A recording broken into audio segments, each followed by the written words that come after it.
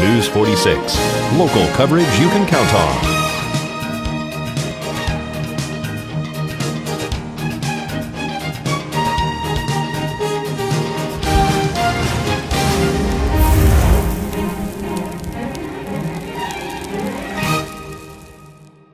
Okay, we'll get started. If you'll stand for the invocation, we'll have a moment of silence.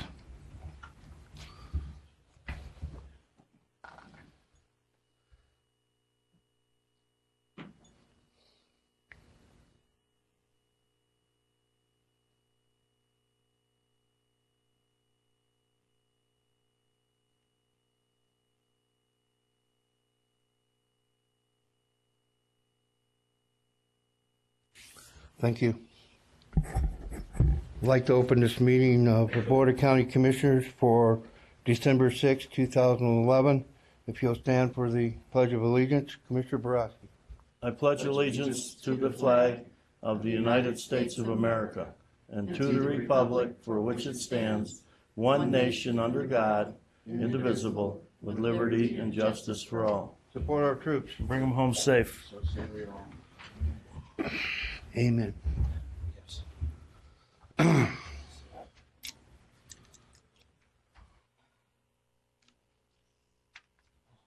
Okay, we'll go to our timed item, 10 a.m., presentation by Metallic Goldfield Incorporated regarding mining project development in Goldfield District, Esmeralda County. You're up. Sure. State your name and spell your last name for the record. Good morning. My name is Kevin Keating. Last name Keating.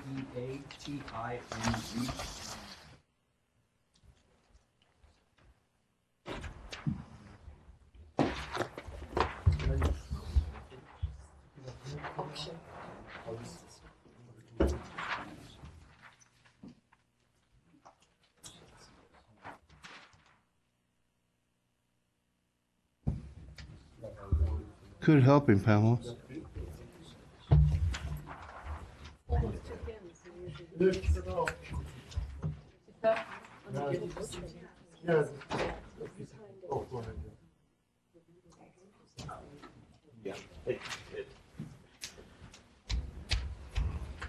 Perfect.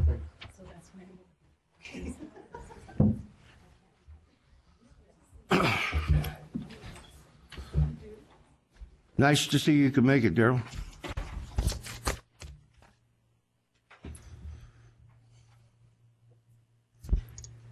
Okay, I'm representing. Is your green light on? It is, yes. Okay, get a little closer. Check, is that working? Yeah.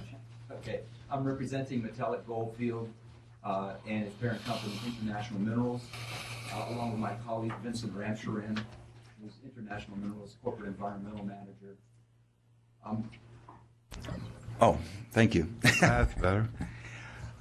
Our presentation this morning is basically to inform the Board of Commissioners and the County of Nye County about the project that we have that we're developing in the Goldfield Mining District.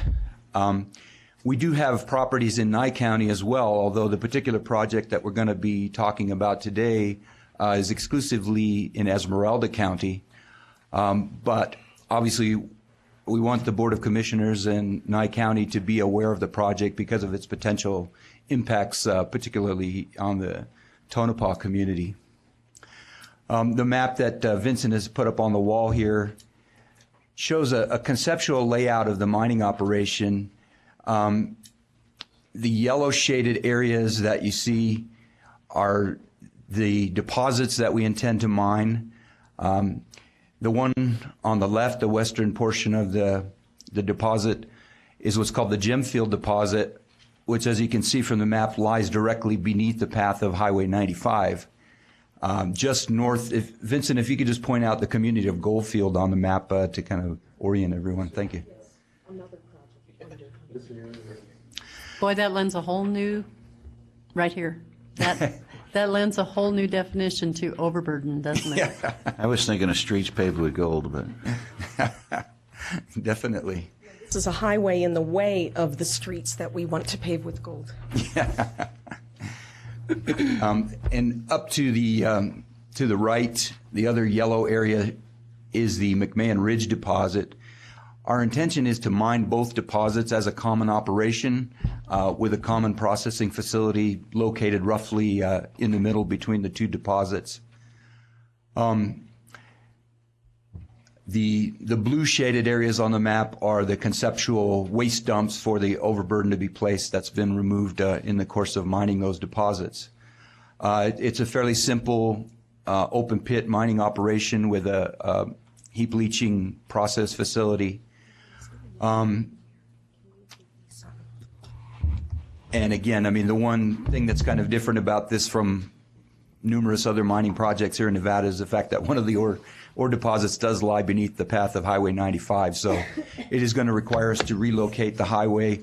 I don't know if you can see it on that map, but there is a conceptual design for the relocated highway. Basically, what we anticipate doing is just making a gentle curve to the west so that the highway goes around just west of the mining activity. I apologize, I missed your name. My name is Kevin Keating. Kevin, are you coordinating activities with Allied Gold at all? Because they have found that at the divide, it is necessary for them to move the highway also.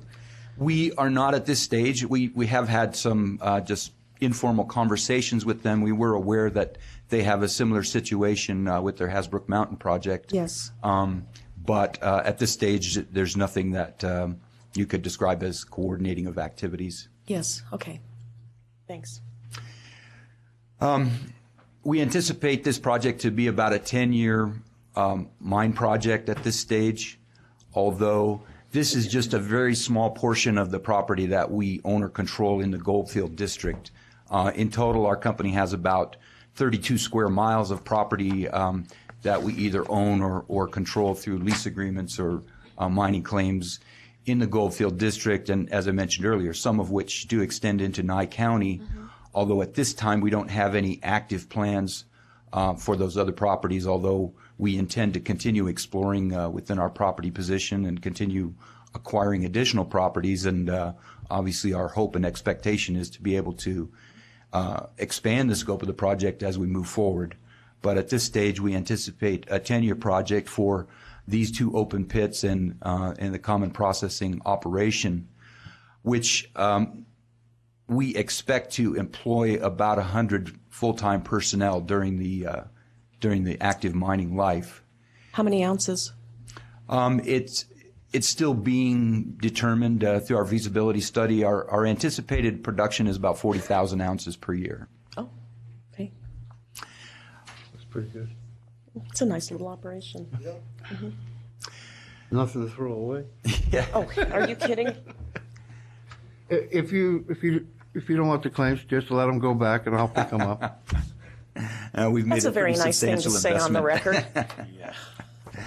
But again, the main impact that we expect on Nye County and specifically on the community of Tonopah is the fact that because it is the nearest proximity developed community with existing infrastructure, that we would expect that some of the mine personnel will choose to relocate to the Tonopah area. And in fact, we have our colleague George Blankenship with us today, who is our socioeconomic consultant, and he and I will be meeting with some folks from the community and the county to discuss their comments about the potential impacts that they would foresee of this project. We are aware, of course, of the project that's going on right outside of community with the solar power project. And what we're hoping will happen is that the timing may work out that some of the people that are coming in to work on the construction of that project may become available to be part of our project as we move forward. Have you talked to the General Mali people? Because I've had conversations with them about the same thing. The Liberty project, the Liberty Mali project, is right next door to the Solar Reserve project, and I was hoping as construction kind of is winding down on the Solar Reserve project that they could move next door to the Liberty. We haven't had any conversations with them at this point, but that's a good idea. Yeah, exactly. And you'll need to talk to that gentleman who's walking in the door right there. That's James Eason, and he's the town manager for Tonopah. Okay. Welcome, James. Yeah. So you're going through the EIS process right now? Well, we've initiated. We're in the pre-plan of operations stage right now. We've had our initial meeting with the Bureau of Land Management, and we have a number of professional consultants in various specialized areas that are performing baseline studies, including what Mr. Blankenship is doing for us in the socioeconomic area. So that process has been initiated, and we are trying to fast track the process in order to get our mine into production by 2015. Do you have any acid rock drainage concerns right there? At this point, we don't. That's, again, part of the baseline studies for the geochemical characterization that are being carried out at the present time. But so far, we haven't seen any indication that that's going to be a problem. Okay, great. Thank you. Thank you. Again, basically, it was our intention today was just to kind of give information about the project and also to solicit any comments or questions that that any of the commissioners may have about what we're doing and what the impacts may be on Nye County. And What's the start of construction? Again, that's part of the feasibility study, which hasn't been completed yet. But again, our hope is to be able to put the mine into production in 2015. Do you bring any business cards with you? I have business cards. Could Yes, you leave some with the clerk, please? definitely. But I want you to take mine. I'm the commissioner who represents this district, so we're going to be talking. Thank you. Yeah. Mm-hmm. You have one of my business cards. You know how to get a hold. You have me on speed dial, Gary. Almost 10 Oh, can I have that?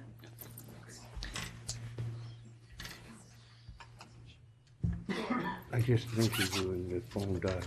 George? George, yes. What did that mean?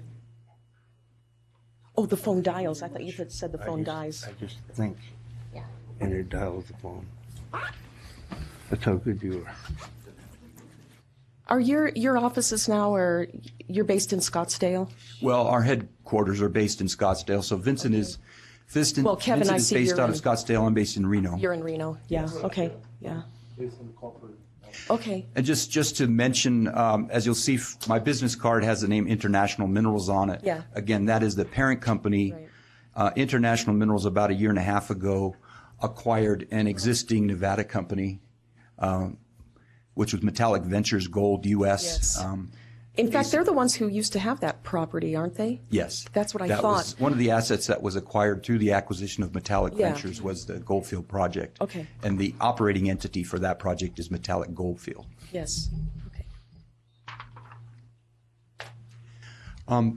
Basically, I'm willing to answer any questions that anybody may have or accept any comments. My gosh, I interrupted you every other word with my questions. So Oh, please do. That's if I have anything else, I'll call you. Are you going to leave those for us, Vincent?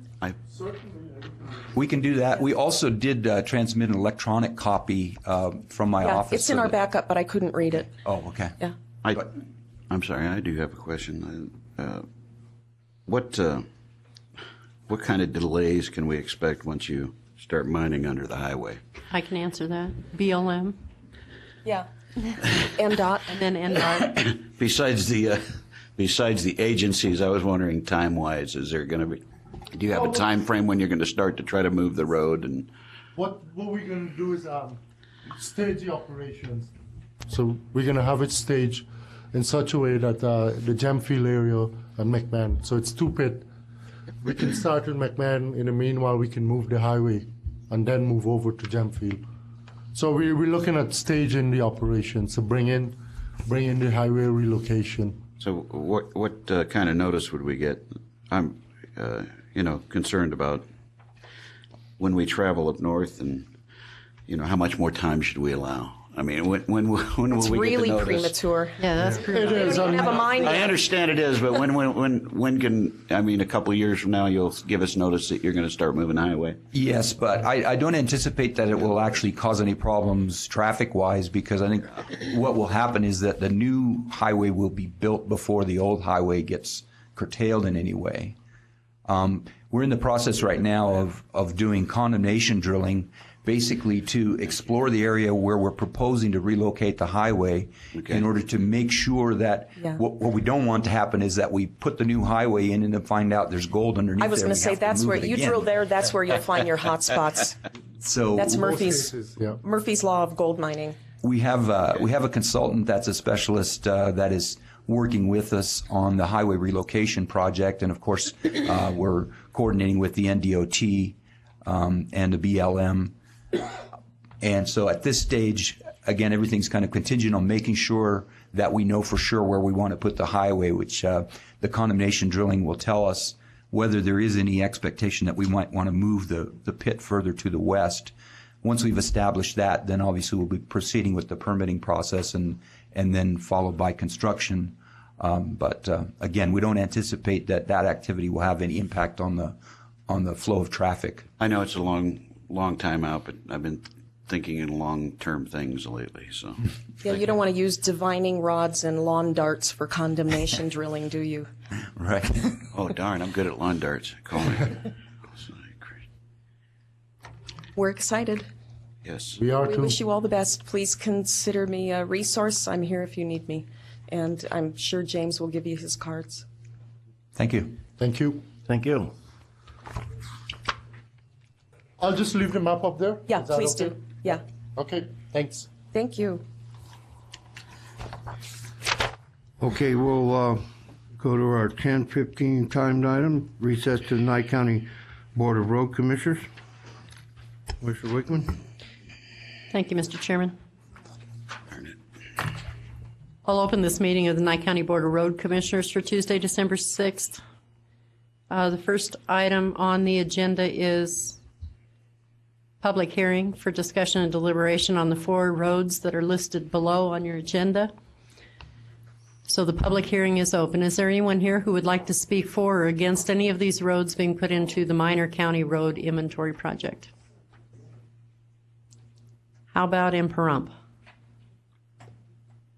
Beatty. Do we have Amargosa? I only see Beatty. Is that Amargosa or Beatty? That's Beatty. That's what I thought. Okay, I'll close the public hearing and entertain a motion. Madam Chair, I'd make a motion to adopt Nye County Road Commission resolutions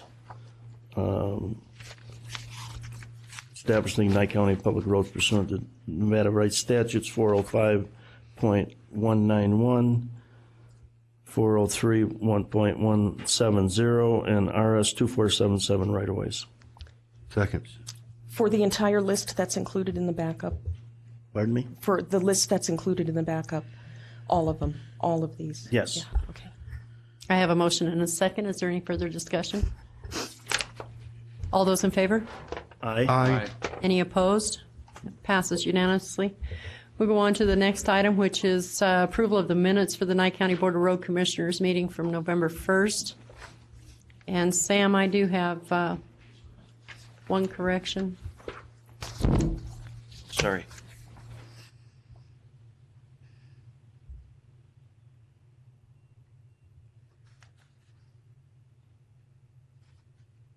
Be patient. Oh. On page number 3, under number 4, which was the presentation of those letters of appreciation, in the second to the last paragraph, it states that Commissioner Wickman then thanked Asa and Ruthie Kelly, and in the very last sentence on there it says, and Mrs. Murphy stated the real thanks should go to the board. That was Mrs. Kelly that stated that. That was the only correction I had.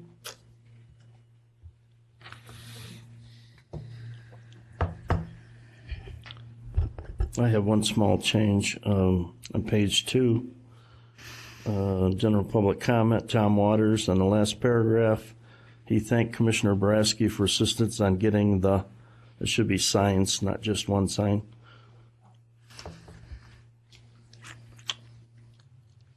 Okay, well, is there anything else? Motion to approve with changes? Second. I have a motion and a second. Any further discussion? All those in favor? Aye. Anyone opposed? Passes unanimously. We'll move on to the general public comment, which is a three-minute time limit for anyone who wishes to speak on items that are not on the agenda. Is there any public comment? Any in Pahrump? Since I don't have a spot on here for commissioners' comments or announcements or anything like that, I'm going to take this opportunity to bring a couple things forward. I have been receiving quite a bit of emails concerning the lack of shoulders on Highway 160 and the safety concerns. I shared the concerns and the experience that I had also with NDOT. Each year that NDOT has been here on their annual visits, they come to the board annually and tell us what their plans are for the future year. And each one of those visits, I have asked them to do something to satisfy the abrupt lane edge on Highway 160. They have come out and they have done some initial repairs. However, Dave can correct me if I'm wrong, but it seems to me the material that they're using is too soft. So as soon as somebody runs off the road, it creates that abrupt lane edge again. Last week, I met with NDOT in Carson City and requested those repairs again, and I armed myself with all of the emails that I had received. I printed them out and took them with me. NDOT caused an engineering assessment to be completed, and I was given a copy of that assessment. It came in the same day that I went in to meet with them. And although the estimate was $12 million, the staff I met with did not seem to be dropping the request. She was actually very encouraging, and since it was a safety issue, I was led to believe that she's going forward with this. Now, it may be a scaled-down version of what she had, but Dave, I brought you back that assessment. Great. So you can have it. And as I receive updates, I will pass them on to everybody. And keep the emails coming. When I pass them on, I seem to get a call back. So please do keep the emails coming. I appreciate them. And Dave, I'll let you have this engineer's estimate. The only other issue I would like to bring up at this spot is I would like to suggest an ordinance or a bill. And this bill would be to adopt measures to secure maintenance, repairs, and/or improvements to the Nye County roads necessitated by more than occasional use of the roads. This is an ordinance that I have borrowed from another county. It has worked well for them. I have asked for it in the past to come up, and I haven't received any response back anywhere from anyone other than Dave, telephone conversations. So what I have done, Brian, is I have done up a draft. If you would please take a look at it and do what we need to do and then get it back on an agenda, I would certainly appreciate it. Thank you. And we'll move on to item number 3, which is the general road report. Thanks for being patient, Dave. Thank you. Nothing new to change other than I forgot Commissioner Shenholfen's comment as an update from the last meeting on here. And I apologize for not getting it on there. But the update on that would be right now BLM is actually reviewing the current right-of-way application that it's actually been approved for 4 or 5 years now. And we're actually following through with our 10-day obligation to give BLM. I need to provide them back, and this is actually a conversation with them last week. I need to provide them back the findings of our biologist as they went out there and they did the walk. That would be not only tortoise, not only bugs and bunny type of thing, but also mesquite trees. And within that application, it actually says for every tree that we remove, we actually have to plant 2 somewhere else. So that's obviously what is actually. Phenylpepla. Thank you. The bird. The endangered bird. Yeah. Yeah. And so anyhow, that's what we're currently working through, and we should still start the game bird project probably in later this month. It's already staked, and they're going to do the ground walk with us after they see the actual report. So where do the trees have to be planted? They are not specific within the document that we received back 5 years from them. And BLM office down there in Las Vegas has actually changed staff immensely. And so what now you don't see in there is actually after we plant those trees, now they want me to obligate myself to actually water those trees for the next year. And, I said, we need to actually come to the table and talk about the actual operation and what it's going to cost me to actually create an actual road access. And, so you're talking about not only just planting the trees at their designated point, but now you also have to create an access. So it's not just as simple as what it sounds like. So you're going to go out there for every tree that you remove, you're going to put 2 back. So then you got to water them for the next year. That's not in the agreement, and I'm working that agreement out with those. Can you tell them they're in your backyard and they get watered every day on a timer? That kind of was where I was going. Do they have to be in that same area? Because I've got room on my property. Put them there, I'll water them. They have to be in the relative same general elevation of the area. Oh. Okay. So they are thinking somewhere down on what would be South Pahrump Valley and the backside of Mance, basically towards the dry lake area, just for general purpose where the Shell station is down there. Somewhere in that area, they actually have a 40-acre piece out there that VEA started to mitigate when they actually did their main transmission poles, the 90-footers out there. So anyhow, I'm working through that process with BLM, and according to Fred Edwards, the botanist, that's what he's telling me, and so we'll actually work through that process. So it still looks pretty promising. And they're trying to work out the process, of getting us back on track and still by the end of the month. And that was actually information that he and I discussed last Wednesday. So, thank you. If I may, Madam Chair, Dave, I brought this up once before, and I have to bring it up again. At the corner of Calvada Boulevard and Pahrump Valley Boulevard, and again at the corner of Pahrump Valley Boulevard and Gamebird, there's some lesions in the road, and when you turn the corners, it tends to throw your vehicle, especially if you're traveling more than 5 miles an hour. I really believe that they're getting worse, and something needs to be done in those 2 areas.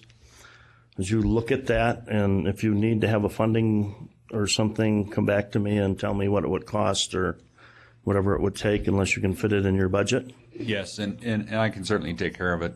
And just for clarification purposes, they're actually on the radius, is what you're talking about. Is that correct, of those 2 intersections? Yes. No, so some of them are starting to actually go out into the drive lanes too. Okay. They're working their way out there. And actually there's a hole starting at Gamebird and Pahrump Valley Boulevard. Gamebird and Pahrump Valley Boulevard on the southbound lane of Pahrump Valley Boulevard. So if you have your people look at that and let me know what you think, I'd appreciate it. You bet. Also, well, okay, that's it for now. Anyone else? I have comments that'll go under Commissioner Manager comments because they're a little more lengthy agenda. about roads. Yeah, thank you.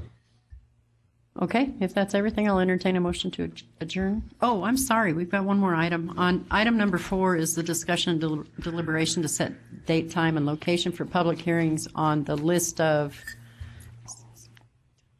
13 roads. Madam Chair, I'd make a motion to set a date, time, and location of January 3rd, 2012 at 10:15 a.m. during the regular scheduled Board of Road Commissioners meeting in Tonopah. Second. I have a motion and a second. Any further discussion? All those in favor? Aye. Aye. Anyone opposed? Passes unanimously, and now I'll entertain a motion to adjourn. Motion to adjourn. Second. Third. We are adjourned. Okay, we're back at the Board of County Commissioners. We'll go to our 10:30 timed item. Recess to Nye County License and Liquor Board. I was down. Commissioner Boraski. Thank you. I'd like to open this meeting of the Nye County Licensing and Liquor Board of December 6th, 2011. First item, possible action, approval of minutes of Nye County Licensing and Liquor Board meeting for November 1st, 2011. So moved. Second. I have a motion by Commissioner Eastley, a second by Commissioner Wickman. Any further discussion? All those in favor say aye. Aye. Aye. Aye. Any opposed? That passes 6-0. General public comment, 3 time limit per person, requested to be limited to items not listed on the agenda. No action will be taken by the board. Any public comment in Pahrump? Beatty? Tonopah? Yeah. Anywhere else? Okay, we'll close general public comment. Can we back up? Item 3. He does have general public comment. Oh, you do want to come, okay. Sorry. State your name, spell your last name for the record, please. Dennis Hoff, H-O-F. I'm here today to discuss brothel license and liquor license, and I'd like to give you a little update on where I've been since you kindly granted me my licenses. We have these on the agenda, so you can talk about it then if you'd like. Okay. I mean, perfect. Well, actually, I think he wanted to give us an update on things go ahead. other than Continue. his license. Other if than I that, understood okay. him. It's all kind of winds into one, but can I talk about the license at this point also, or wait? You can't. You need to wait until he calls it into the record. Okay, let me wait then. Okay, Thank you. sorry. Have a seat. Yeah, but you might as well, Dennis, you might as well stay there. You might as well stay there. Next thing up, Okay. pretty much. Let's take your consent agenda. I'm sure there's 4A. plenty of volunteers back there, Cammie. Consent agenda 4A, possible action, discussion, deliberation regarding a temporary brothel license pending for the full investigation pertaining to the license E and his establishment, Dennis Hoff, Area 51. The motion on that one Well, we have to hear a report from staff first. to go. Pardon me? Don't you want to hear from staff? What staff's recommendation Okay. is? Is there a staff report on this one? The application is in order. Else, Kelly? Everything's in order. We're just pending the final of the background, but everything is in order and ready to go. Okay, Can I ask a question about go ahead. You have to do the same background repeatedly, even though it's the same people. Yes, it'll just Okay. be an update of his current background. Okay.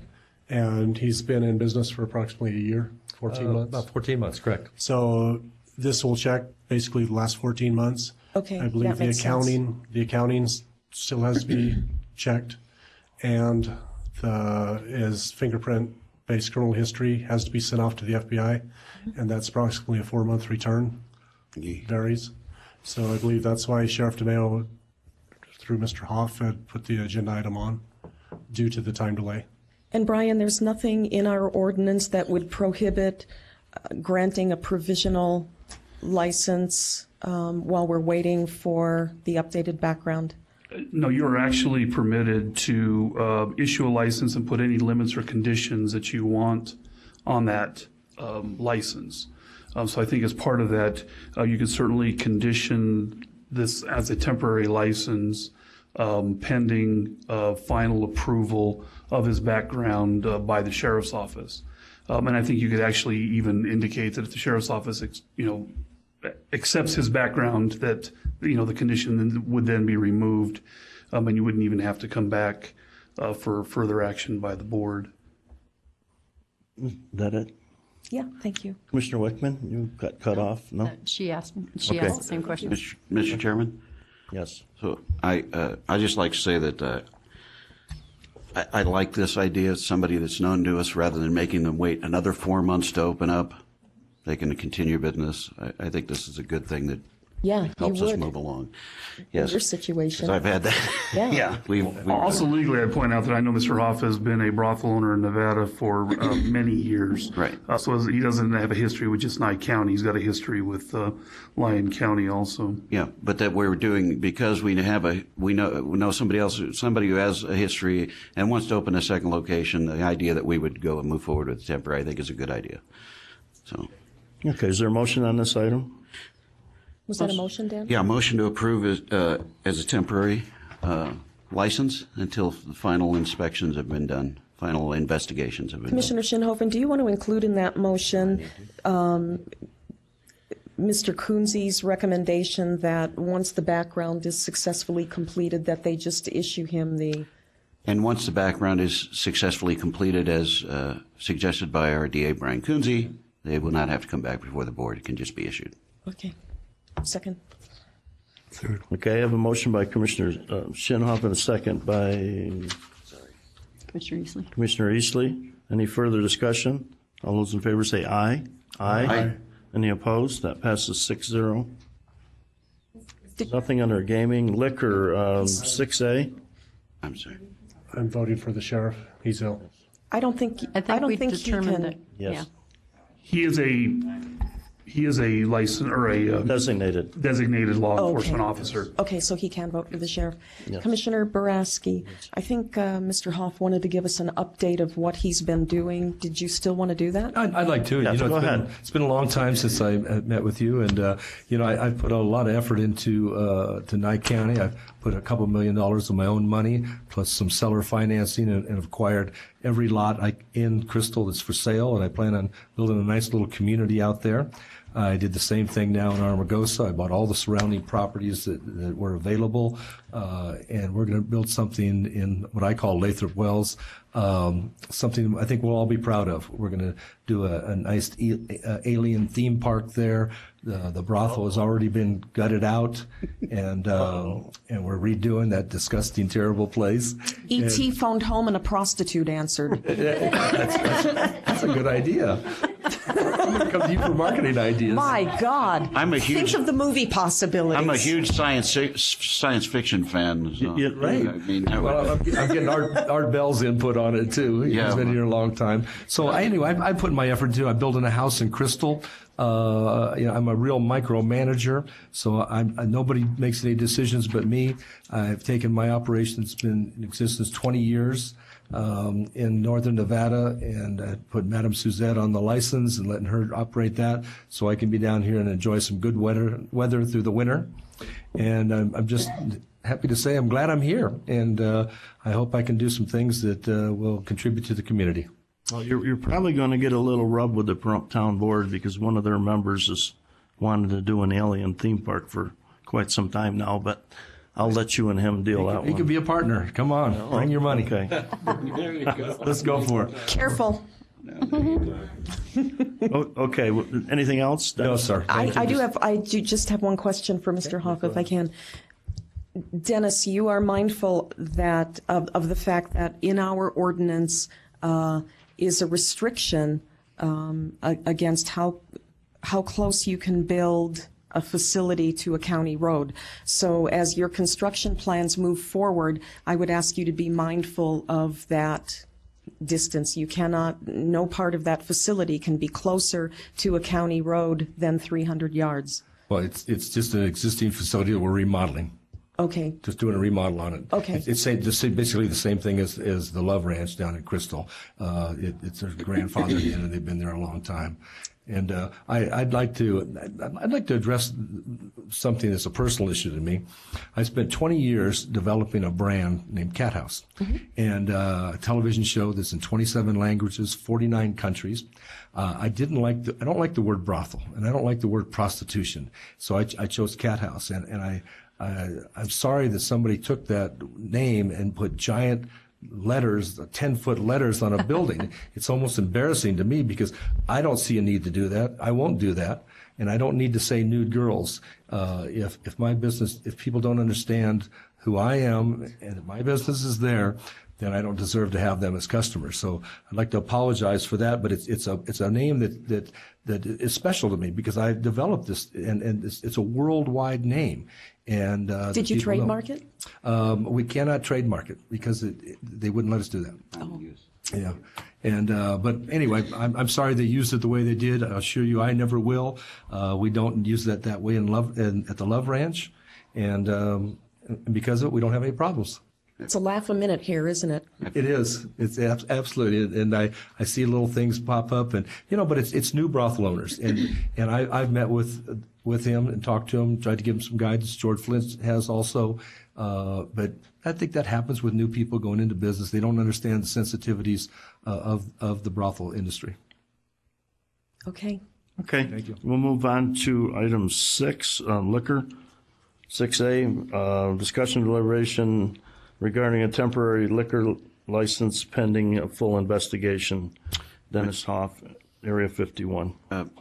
Mr. Chairman, DA, can we do the same As in, okay, and then I'd like to make a motion to approve this as a temporary license until the investigation is completed, at which time, if everything comes back positively, then the license can be issued without having to come back before the board. She seconds. Okay, a motion by Commissioner Shinhoffen to approve, to approve a temporary with restrictions. Well, the No restriction being restrictions. that it would be after it'll switch over. Sam, did you That's get what I that meant. motion? Okay. Okay, and a second by Commissioner Eastley. Let the record reflect Commissioner Hollis is not in the room. All those in favor say aye. Aye. Aye. Any opposed? That passes 5-0 with Commissioner Hollis Is he voting? coming into the room Thank right you. now. Is he voting for? Okay. Did you You're vote, welcome. Frank? Yes, aye. Okay, I wasn't sure. Frank, I have to tell you, Motion to when I adjourn. went to pull a business card out to give to these gentlemen from the gold company, I have none of my business cards, but I have yours. That's all I had in there. Motion to adjourn. Okay, items, well, wait a minute. Before we close, I'd ask the Sheriff's Department, there's a building on the way up that had this huge letters on it, nude girls or whatever. Is that violating our ordinance? Or would you look into that, please? We already have like a month ago or more, 2 months ago. And you removed the other words. Yeah, the cat house, we made them. Part was removed. Yeah. Okay. Nude girls is still. Okay, Yeah, I but just wanted to there's- make sure that I haven't been up in a 2 months, so. Item 7. Motion to adjourn. Second. I have a motion by Commissioner Shinhoff and a second by Commissioner Hollis. All those in favor say aye. Aye. Any opposed? That passes 6-0 and we're adjourned. Recess back to Board of County Commissioners. Okay, we're back to the Board of County Commissioners. We'll go to item number 2. Possible action, approval of the agenda for the Board of County Commissioners meeting, December 6, 2011. Pamela. Good morning, Commissioners. This morning, we can remove item 4. I don't know of any emergency items unless the board has knowledge. None that I know of. All right, then we can remove item 7. Item 10, 11A, B, and C. Item 13, 14, 15, 17, 18, 19, 21, and 22, 24, 26, 27, 29, and 31. Hi. Sorry. That was good, Dan. You okay, Commissioner? Hokey dokey. Okie dokie.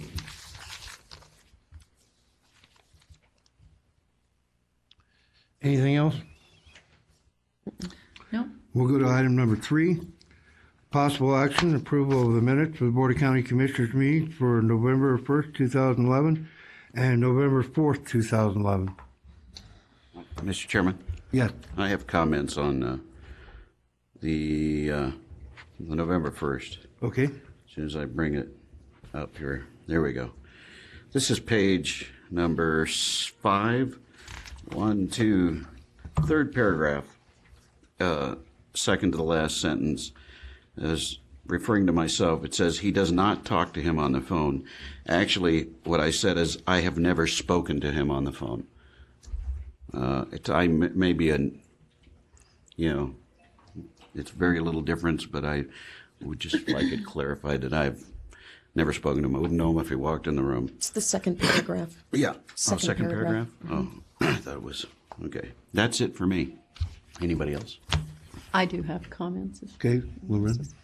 On page 8, the very last paragraph on that page, under 11G, it says Commissioner Wickman stated that she had been asked to attend the U.S. Forest Service meeting, and the service had asked for Nye County's participation. She wanted to make sure that the board was aware that was occurring and that the board approved her participation in this. Actually, I was requested to be there by Chairman Dahl from Elko County Commission. not from the Forest Service. DAHL. That way, I guess. Here you go. Thank you. I think I have it. I do. That's all I had. I thought they were wonderful. You Yes. did an outstanding job. You did. You did. They were excellent. Yeah. Well, it didn't seem to matter. You did a... Sam, good hire. Motion to adopt with changes? Second. Approve. I have a motion to approve with the changes by Commissioner Shenhoven, second by Commissioner Wickman. Further discussion? Call for the question. All in favor? Aye. Aye. Any opposed? Passes 5-0. We'll go to our 10:45 timed item, presentation by the Nevada Division of Environmental Protection, Bureau of Waste Management regarding Nye County solid waste.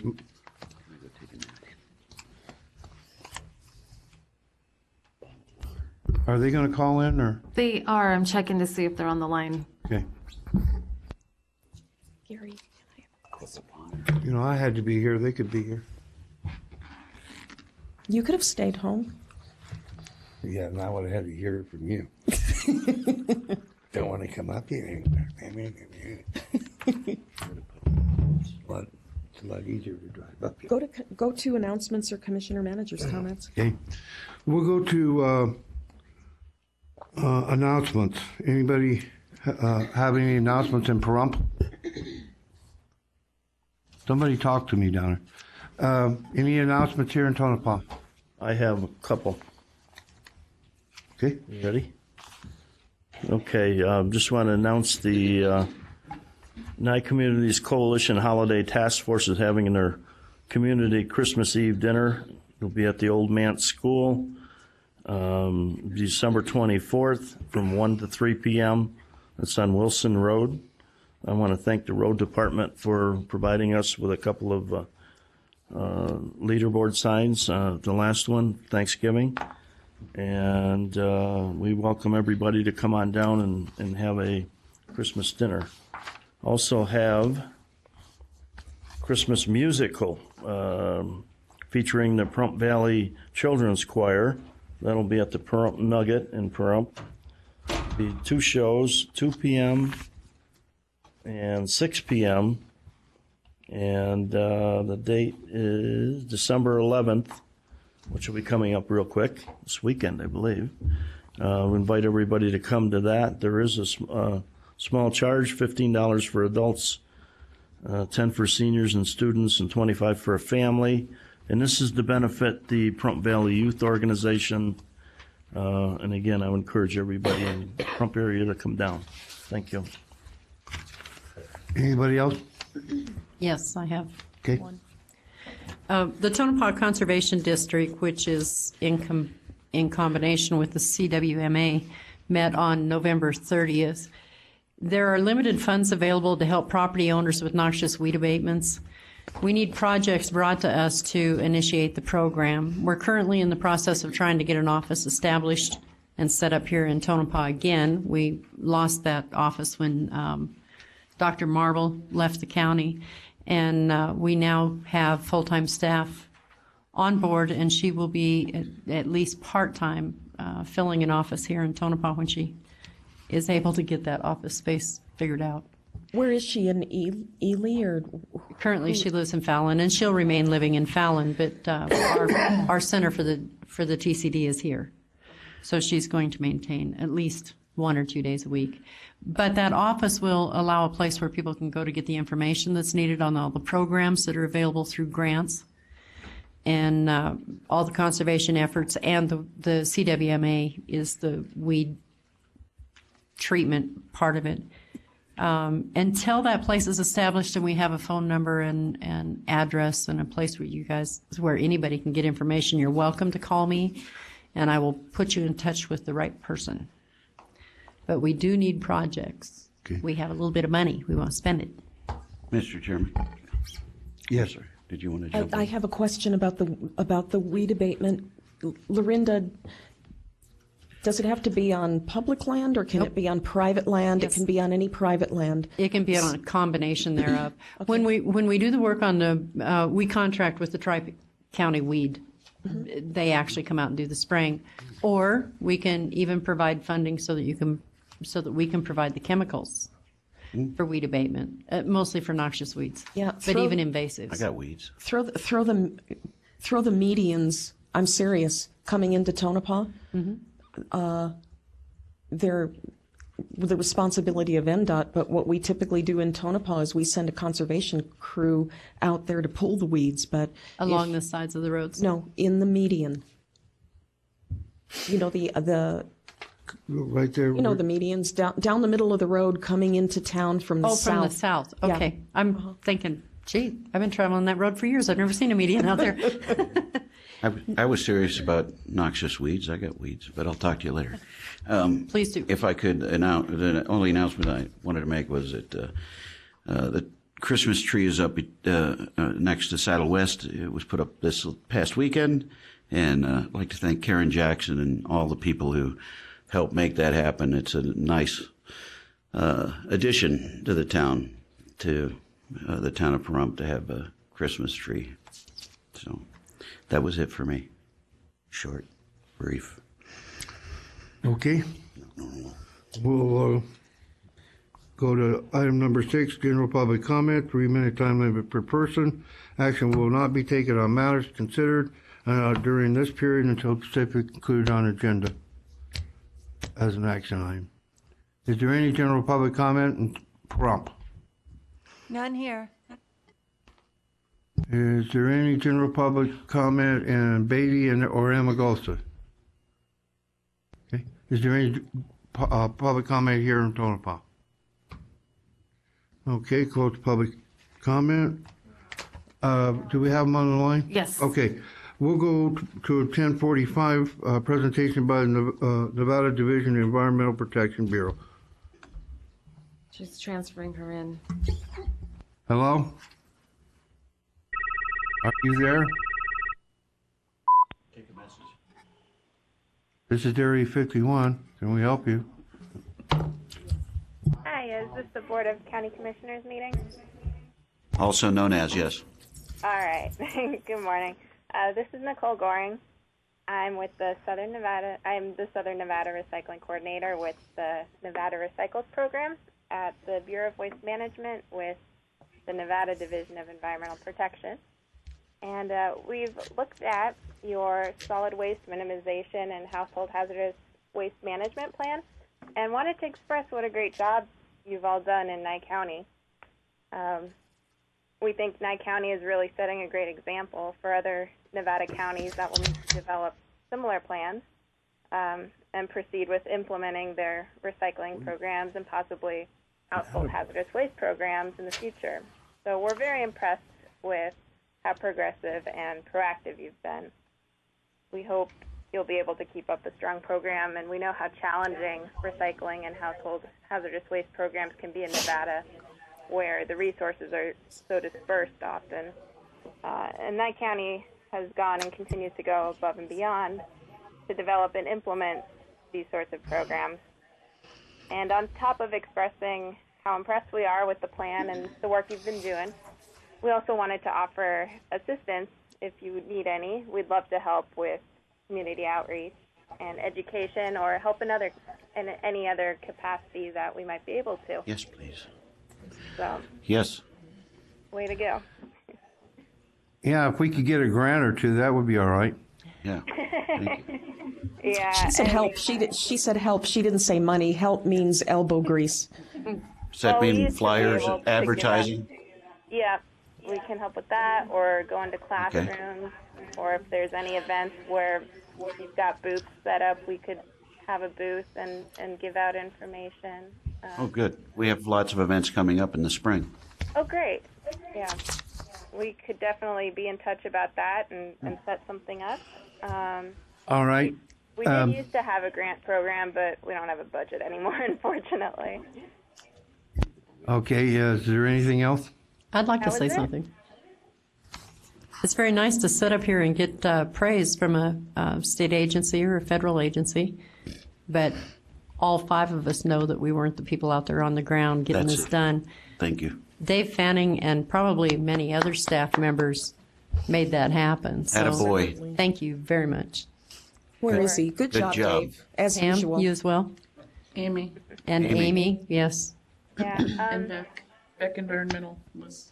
In order for us to get involved in some of those events in the spring, who would the best person to contact be? You can contact me if you like, Dan Schoenhofen.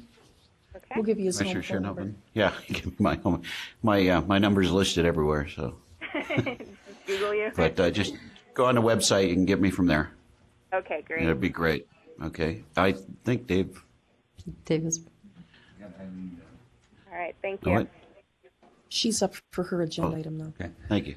What I would like to say is actually point out a lot of praise to Beck Environmental and their staff, Inside Public Works, as well as actually Amy down there in Pahrump End, in working through that. I'm sorry? Okay. I will. But the uniqueness of the challenge was trying to get 6 communities involved. And it was really a challenge in an angle that we really had to look at, and we tried to have to pick each community apart and actually what their needs were. And I got to give an element of praise to the Sheriff's Department in assisting the Gabbs area in abundance of prescription medicine that was actually flushed, and that we were actually receiving it within the sewage collection ponds. Uh-oh. And the Sheriff's Department has actually emptied this container of prescription medicine. They go out there and they actually bring it back here. This is an element that we didn't know that we actually had until we actually sit down and we actually presented this.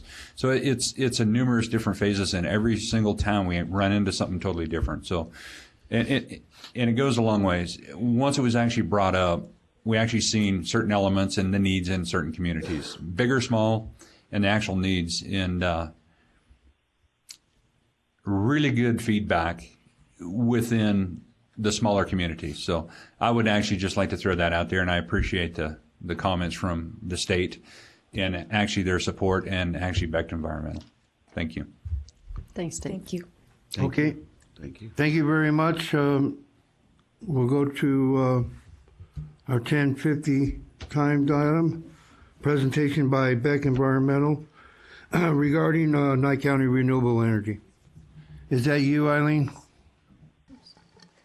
Yes, Commissioner Hollis. This is my name is Eileen Christensen. That's Christensen with Beck Environmental, and I don't know if you're able to see the presentation. Is it here? Not yet. I'm sure we will. There we go. Okay. This is just a recap of the latest or the last workshop that was held for the renewable energy developers by Nye County. The county's been reaching out to developers since 2007 actively, and as a result of those activities, of course, we've got the Tri-County Renewable Energy Transmission MOU that was signed between Nye, Esmeralda, and Inyo County in California. Subsequent to that, Lincoln and White Pine counties joined to form a 5-county coalition that recently successfully received $1 million in funding to support redevelopment of renewable energy on brownfield sites, and also additional development of transmission where possible. This is really one of the reasons for this presentation is just so that the people in Nye County can recognize what a phenomenal effort this was and how much it's being recognized. The county's done everything from identifying project inputs, like the types of things that developers are looking for, what kind of slope, where should they or shouldn't they develop, what people should they talk to about permitting, or what types of opportunities can be found in rural communities by private landowners that are looking for leasing properties. And then uncovering obstacles wherever we find a challenge, either in working through the BLM process or identifying other permitting issues, and then exploring ways to overcome those challenges or to find alternative sites. And then finally celebrating the outcomes from successful projects.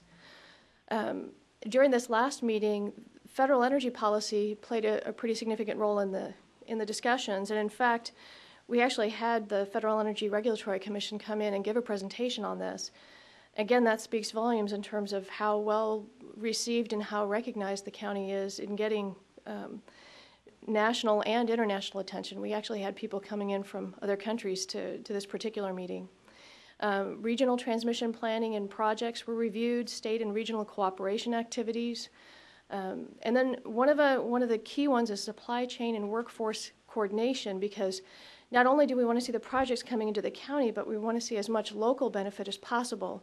And in fact, if anybody's listening who has experience in industrial development, we're looking for electricians, plumbers, civil construction companies that have experience in that arena, doing heavy industry like refineries and mine sites that are interested in working on some of these projects. If you can please drop me a line, my contact information is at the end of this presentation, but we have a company who's looking for folks right now, and we'd like to keep it within at least Nye County, if not within the 5-county coalition. And then Crescent Dunes, of course, being one of those success stories, and looking at expanding that success by creating a network of support from Arizona, California, and Utah, as well as Nevada, so that Nye County can be a hub for not only renewable energy development, but also research and development. At that last meeting, the meeting number 7, 352 people were invited, and out of those, approximately 120 people participated, including Nye County people. But again, that's pretty phenomenal. If you ever throw a party, if you get 1 in 3 people showing up, that's pretty good, especially when there are a lot of strangers involved here. Participants included people from many, many states. 5 federal entities, including, like I said, FERC, Argonne National Labs, Western Area Power Administration. And that was even with funding constraints that we're all facing in the current economy. Additionally, we had about 20 renewable energy companies and transmission companies and 6 utilities, including the Southern Cal Edison and Nevada NV Energy folks. So I thought Nye County did a phenomenal job in pulling all this together, and they are being recognized not just within the state, but nationally, and at this point, now internationally. So I just wanted to give you all an update on what that last meeting did, and congratulate everybody involved. There was just a lot of great support, and we're looking forward to future workshops where we can bring people more out into the community so the community can benefit even more. Thank you. Mr. Chairman, may I address Eileen? Yes. Eileen, is there some reason why you didn't mention San Bernardino County in that MOU? I thought, actually, didn't we go meet with them? They're not part of that MOU. It's San Bernardino. They're not part of the coalition, but they're part of. We do have an MOU with them. right, but the 3-county MOU that she's talking about, San Bernardino is not part of that. Yeah. Okay, and one other thing, we had quite a few people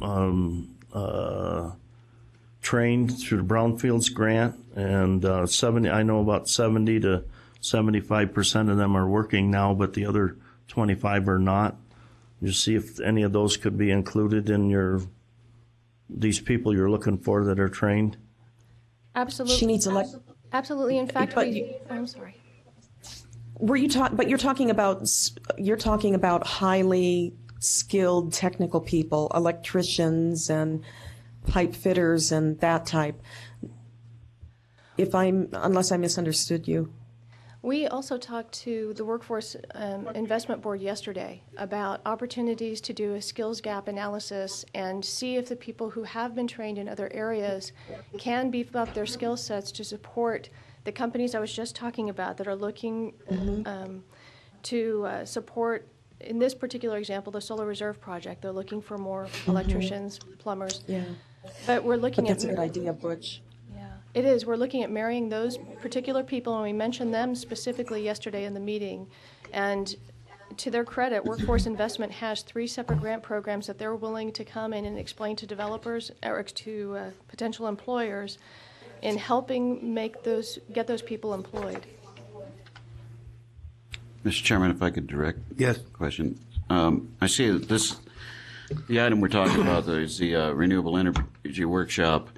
And on what you're just talking about, retraining people, are you working on that through the economic development contract that we have with you? Yes, and as far as that promotes renewable energy and economic development, yes. All right. But we're doing Thank that you. in conjunction with Great Basin and Bill Verbeck over at Mount Charleston Corporation and Mark Kimball. Mm-hmm. And Mark Kimball? Yes. The ombudsman? That's, that can wait for another time. Thank you. Anything else, Eileen? No, thank you. Thank you very much. Thank you. I know.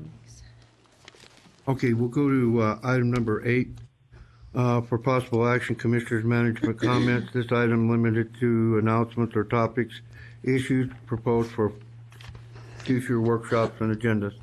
Mr. Chairman? I'm sorry. Mr. Kunze. Oh, okay. He does. I have a property. I will give you the APN later and the description. It's a property just east of Highway 160 on Basin. This property is on the tax sale list. The owner of this property, there's I think 10,000 owed on it. The property is owned by Utilities, Inc. I'd like a resolution to take that off the tax rolls and use it for a public purpose. You mean Utilities, Inc. hasn't paid their property tax? Evidently, Utilities haven't paid their taxes. Oh. That's funny. Why don't we charge them a late charge? We already did that. Oh, you did? Didn't pay that either. At least we have an office they can come into and pay it. But if you Somebody hung up on you. Was that the NDEP line, maybe? if you could draw the resolution up, I'll give you the detailed information, and if they don't want the property, I'll be happy to use it for a public purpose. I only wish we could do that as an emergency item today. So moved. I don't think you would get any complaints on that. Commissioner Wickman, do you have anything? Yes, I do. Okay. I have a couple things I'd like to cover. One of the things I'd like to cover in the commissioner's comments is basically to beg for forgiveness because I stepped outside of my authority and I answered this email. What authority did Well, you did something authority wrong? as I did, because I didn't bring it to the board to get your approval because I kind of figured that I knew what you guys would do anyway. But I was asked if the monument for the historical marker that used to be in front of the Belmont Courthouse, I was asked if they could take that refurbished monument and put it in a different location. And I checked with Dave after Joni urged me to do so, and it seems to be no problem with it, but it's going to go in this location, which is kind of, if there's a town square, that's it. And I told them to go ahead. So that's where I stepped out of my area of authority. I didn't bring it to you. I just said, yeah, go ahead. So I wanted to make you aware of that. I've already seen it. I'm on that. I have board.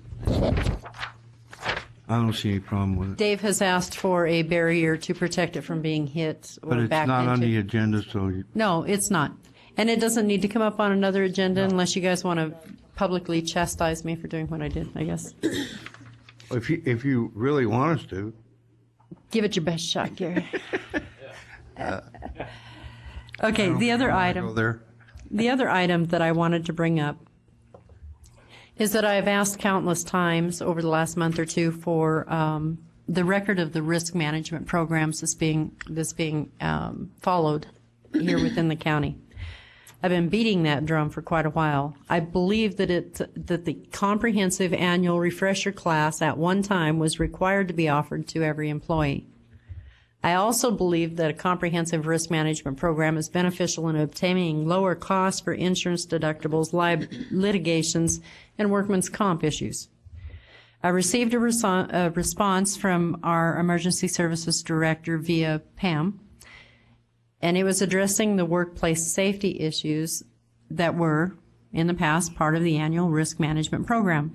I appreciate the extensive OSHA experience of our emergency services director. However, the response only addressed a portion of the program. There are no records that can be provided to the board to demonstrate that staff receives annual refreshers in risk management. In the past, the program offered, in addition to workplace safety, annual refreshers in identifying illegal harassment, hostile workplace environments, whistleblower protections, and the state and federal laws in place for protections and the proper procedures available to employees.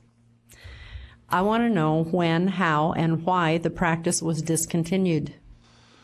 And I want to know why NI is not taking advantage of the program that's offered by PoolPack. Can you find those answers for me, Pam? Thank you so much. Yes, I will. Okay. Commissioner Shannon. And I thought, okay, never mind. Looks like Brent wants to. I thought address Brent this. wanted to chime in, but No, that's fine. go ahead. I will go ahead.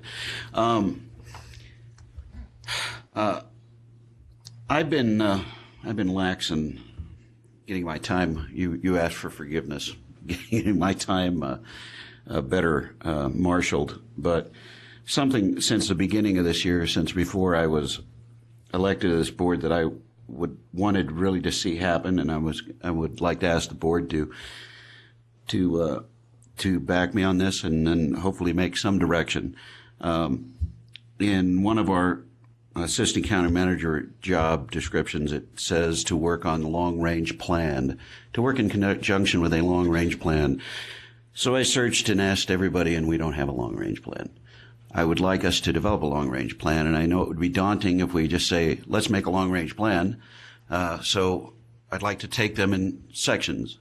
Road, infrastructure as being one, economic development, and then as the board sees fit and as each of you would like to participate to put that together, I would like to work on the roads and infrastructure. And one of the things today that I would like to bring forward and ask the board that we might be able to direct our road public works director.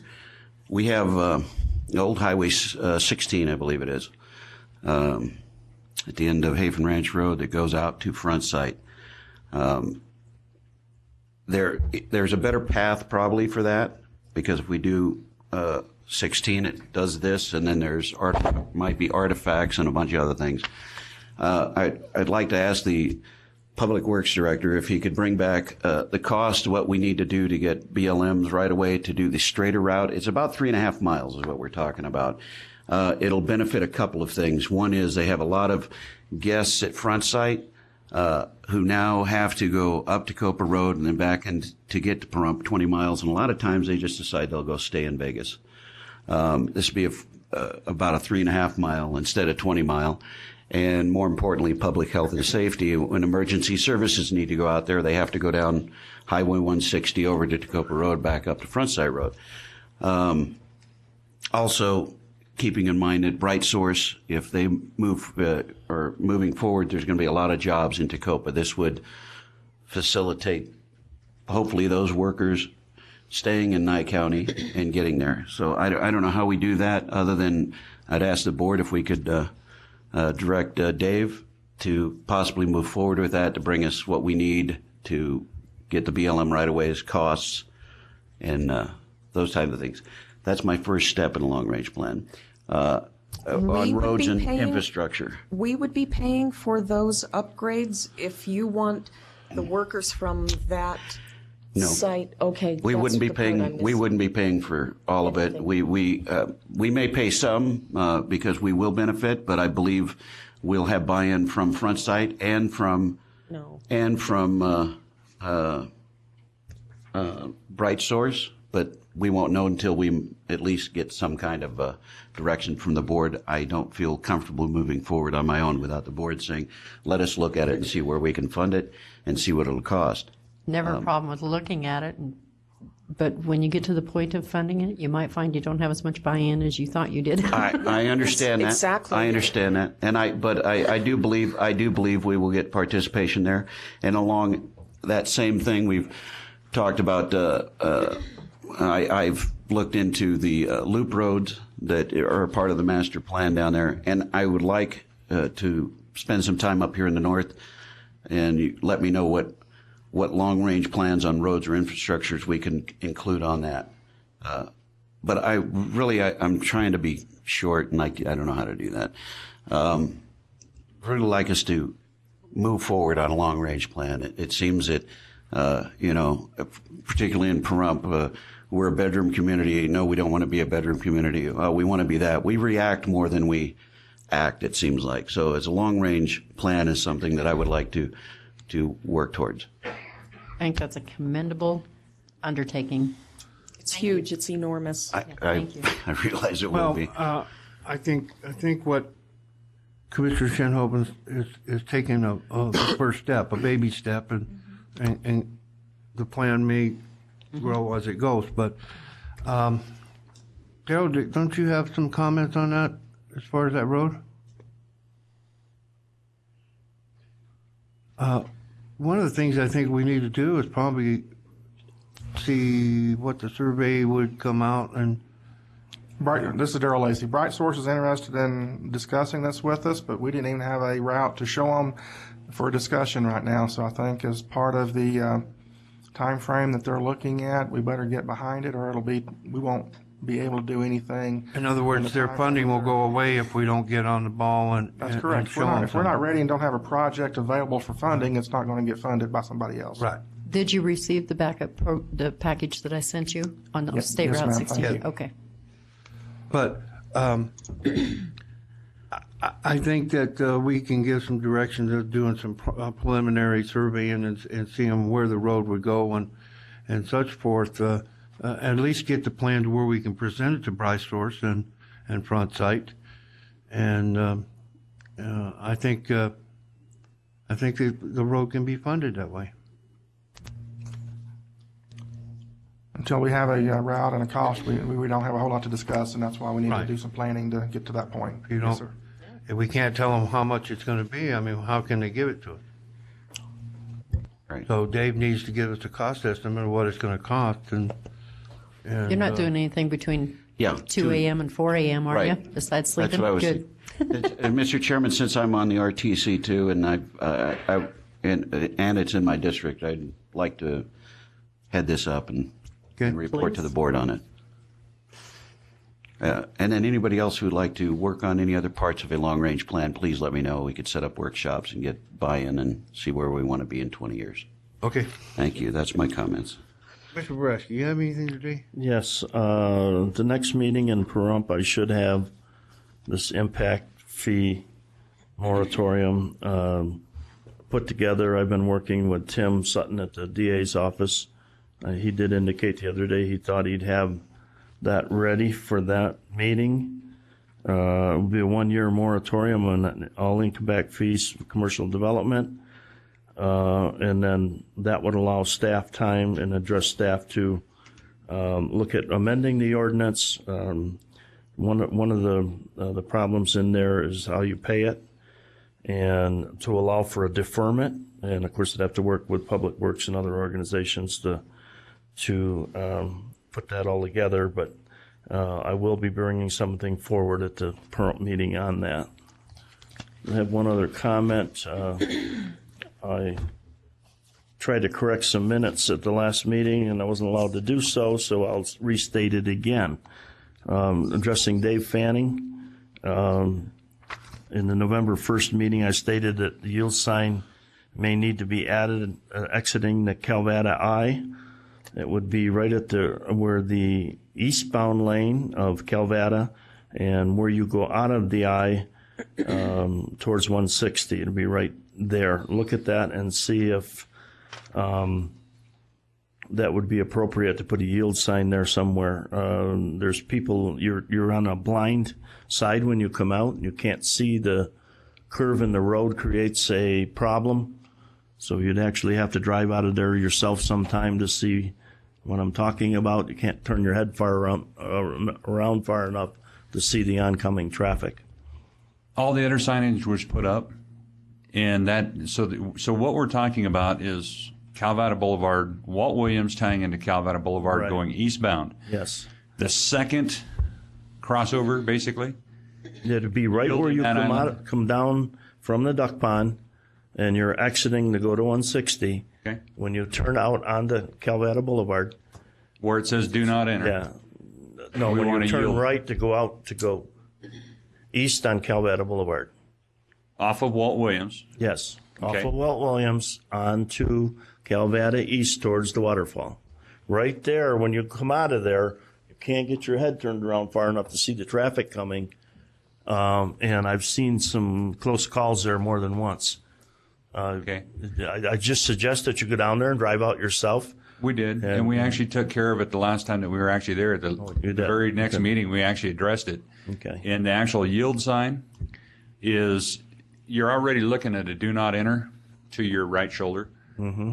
And that's kind of where you're saying, obviously, somewhere in that area between Walt Williams Drive and the actual Calvada Boulevard where you want the yield at. Yes. We're going to actually overpopulate it with signs, but we will put one up there and you'll miss one of those other signs, which is do not enter. And then you're going to have cars turning down a lane that you do not enter in. Yeah. The signs are too close in proximity to each other where we have to actually place them. I'll leave that up to you, whatever way you want to address it. Okay. I'm We can not actually paint asking it you down. to do something that would, overshadow something you've already done. Okay. Well, we do have problems with people going the wrong way on that, and I don't know how to ask you to address that. Okay. I've seen them going the wrong way both ways. To come out of the Calvada and turn right and go down, back the other way, or come out of our side entrance across from Front Valley Times and turn right and try to go back. So Several times. yeah, I don't know if a couple of markers on the ground would help or whatever, but eventually somebody's going to get tagged down there on that. Okay. Okay, because it's the only one-way street we have in town. Okay. Thank you for the clarification. Yeah, and I thank just you. want to make sure, because the proximity of those signs is pretty tight. Yeah. So. Okay. Dave? No, if you think you've got it licked, fine, leave it that way. No, I'll look at it. I'll look at it again. Can you put them on the same pole? Like, instead of lining up poles, could you put No. two signs on one? No. Okay. For the regulations. Mr. Chairman? Yes. This is Brent Jones. Could I briefly address Commissioner Wickman's comment, please? Yeah. I just wanted to let her know that her comments were well taken. We agendized on the last month's Safety Committee meeting exactly those items because we do want to address the concerns of getting that refresher training completed. We put our heads together as to the best way we could facilitate it due to the size of the departments now and actually calling people into meetings, and we came up with a great program we're going to be rolling out in the late winter, early spring that I think you'll be very pleased with. And so I just wanted you to know that we did take your comments very seriously and that we do have a new program coming out. Thank you. And if you don't want to reinvent the wheel, you may want to go back and look at what Mark Quinn was doing. Yes, we years did ago. we pulled those documents and we've integrated those into the program. Thank you very much. Mr. Chairman, I would Yes. like to address Commissioner Boraski, if I could. Yeah. Concerning your the impact fees, Amy Fanning attended a meeting outside of the state here a while back, and she brought back some wonderful ideas about how they handle the impact fees for payments.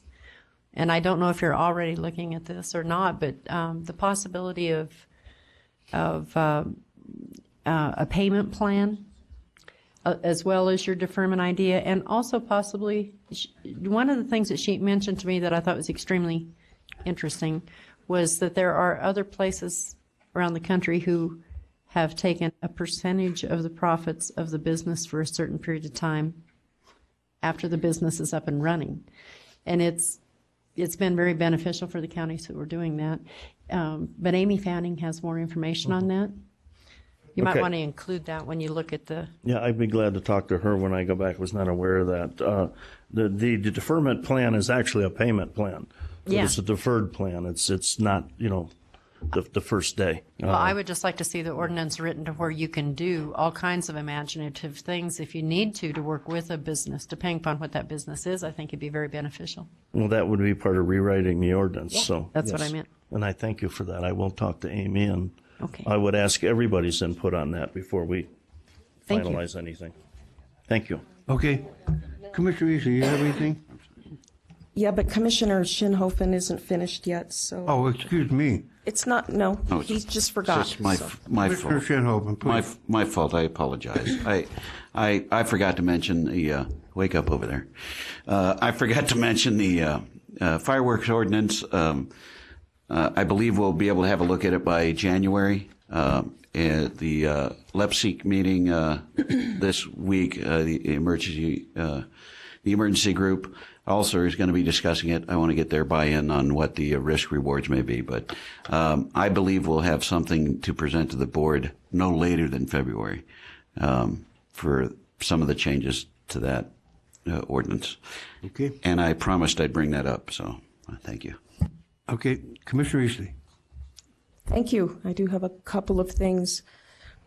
Pam, we talked last week about some problems with the Tyler conversion that had been brought to my attention by an employee. I wonder if we couldn't send out a notice to all employees that if they have specific concerns that they think are not being addressed about the Tyler conversion, if they would send an email or a note to you or even give you a phone call, if we can do that. I can do that. Okay, I would really appreciate that. I guess this is for Pam and Lorena, maybe.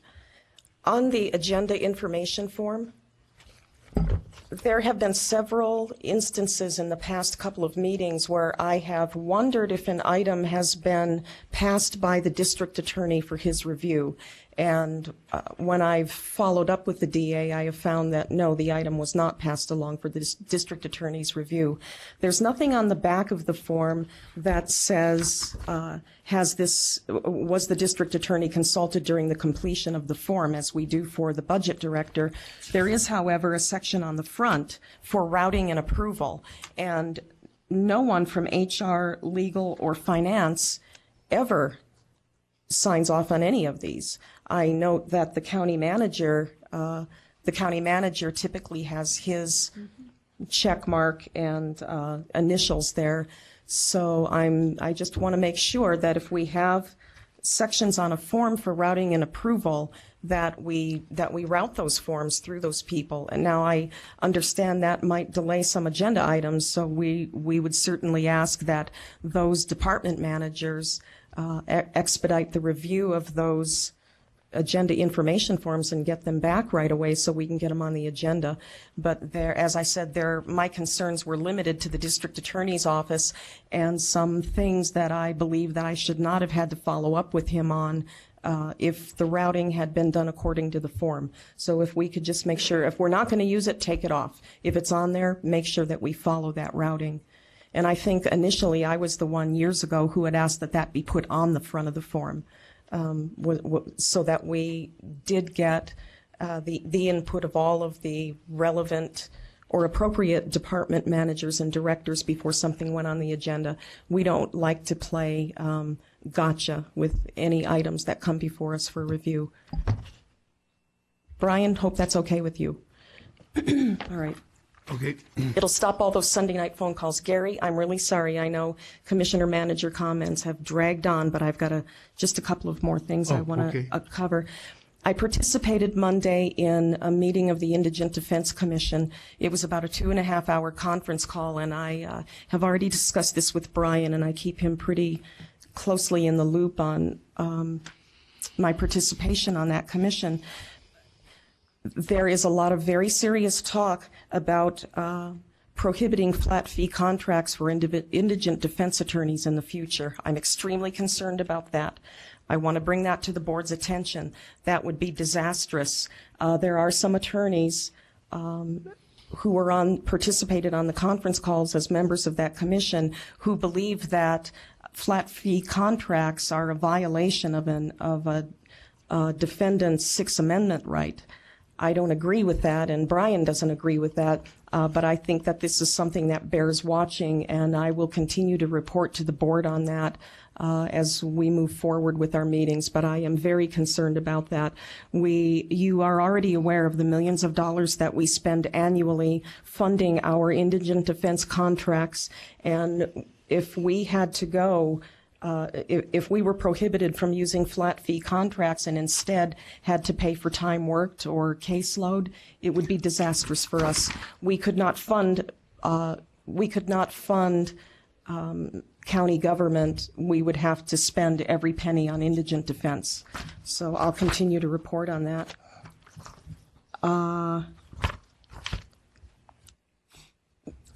I participated in a Nevada Association of Counties meeting in Yerington on Friday, and there were just a few things I want to bring to your attention.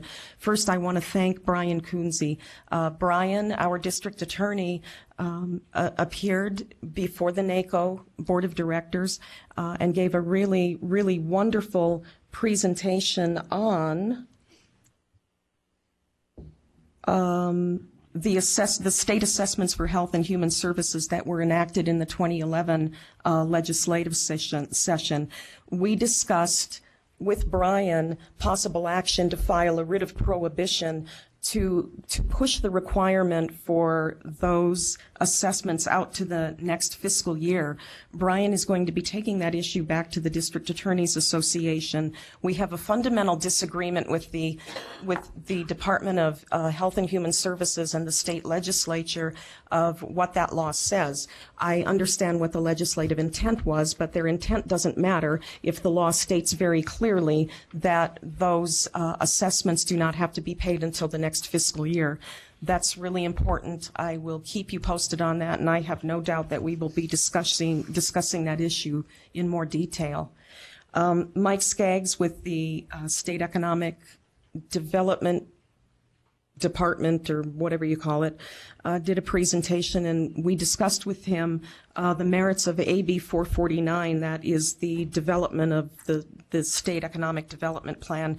He's asking counties, individual commissioners or counties as a whole, to send their thoughts about AB 449 within the next 2 weeks, and what they would like to see, what we would like to see, and what we would not like to see in the state plan for economic development. There was also a brief discussion about how the counties would organize their regional development authorities.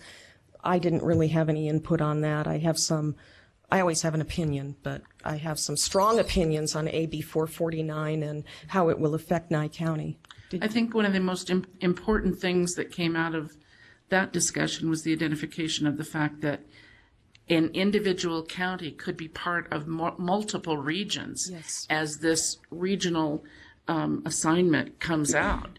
So we may find ourselves in multiple overlapping regions for this economic development plan, and the way it comes out, I think, is going to be very, very important to us, and I think we should definitely respond to his request. And we will, and Pam, I'll be sitting down and talking to you about that. My concerns, as I stated them when I testified during session, about AB 449 remain the same today, and that is when it comes to determining what the districts are for these economic development zones, and when it comes to asking for and receiving the grant money from the state, there's no way and let's use Gabbs as an example, because they really are like Tonopah or Round Mountain frontier communities.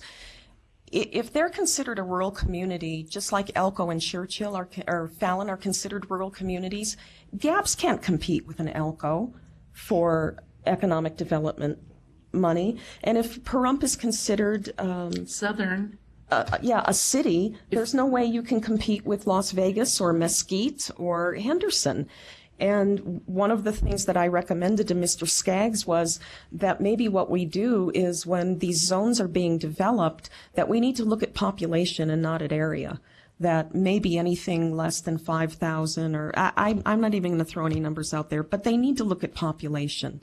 And don't look at what area of the state you're in, north, south, east, west, or central.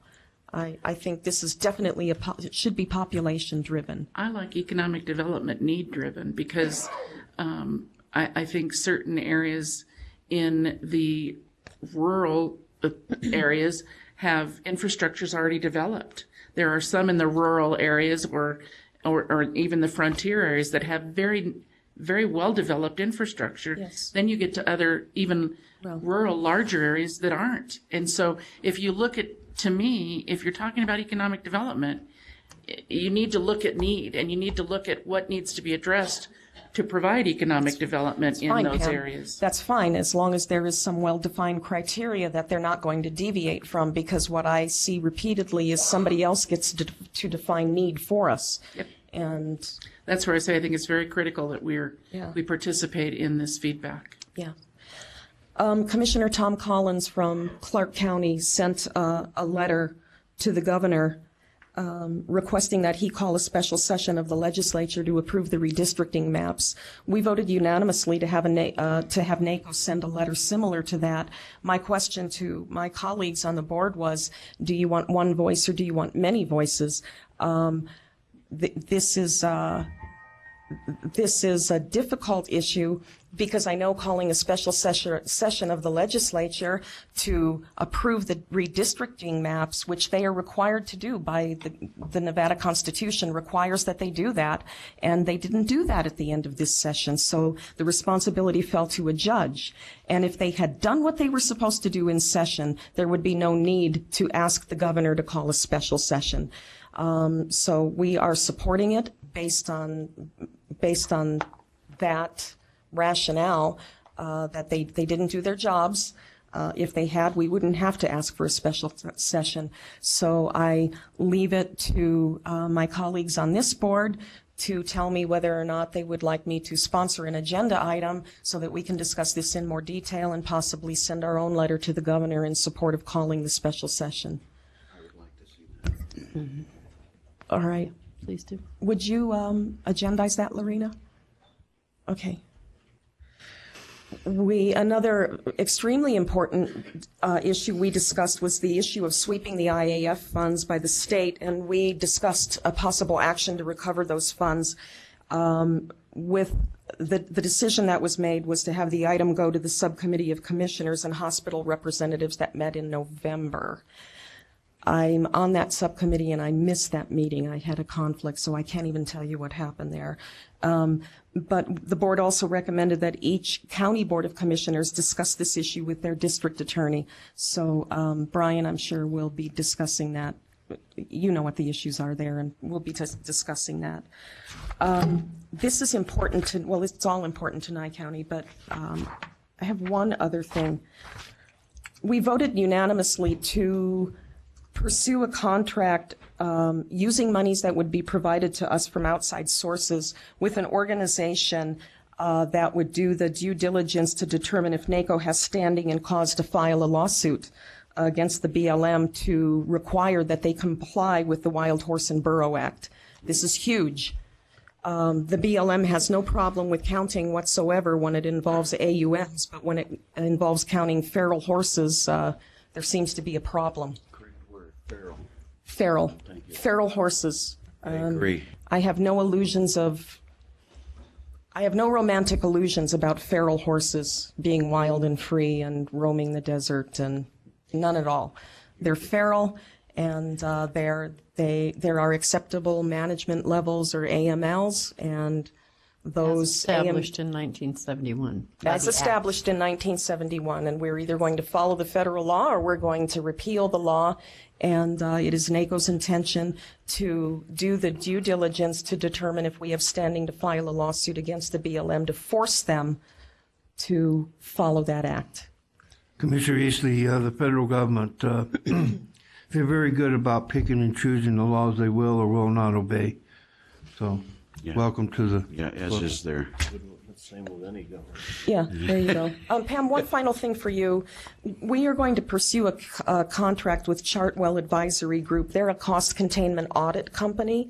And what we are hoping, well, what we know they will do is if Nye County wants to participate, and I'll send you more information as we get it, they will review county purchases for office supplies that are purchased under contract, and they'll find mistakes in the auditing or, you know, the what we paid or what we should have paid and obtain any refunds that the counties are entitled to because of inaccurate charges, and then those fees would come. Split of the savings. Yeah, they're talking about, what did they say, Brian? Maybe 20, 28, I don't know, 35. 35. You retain 65.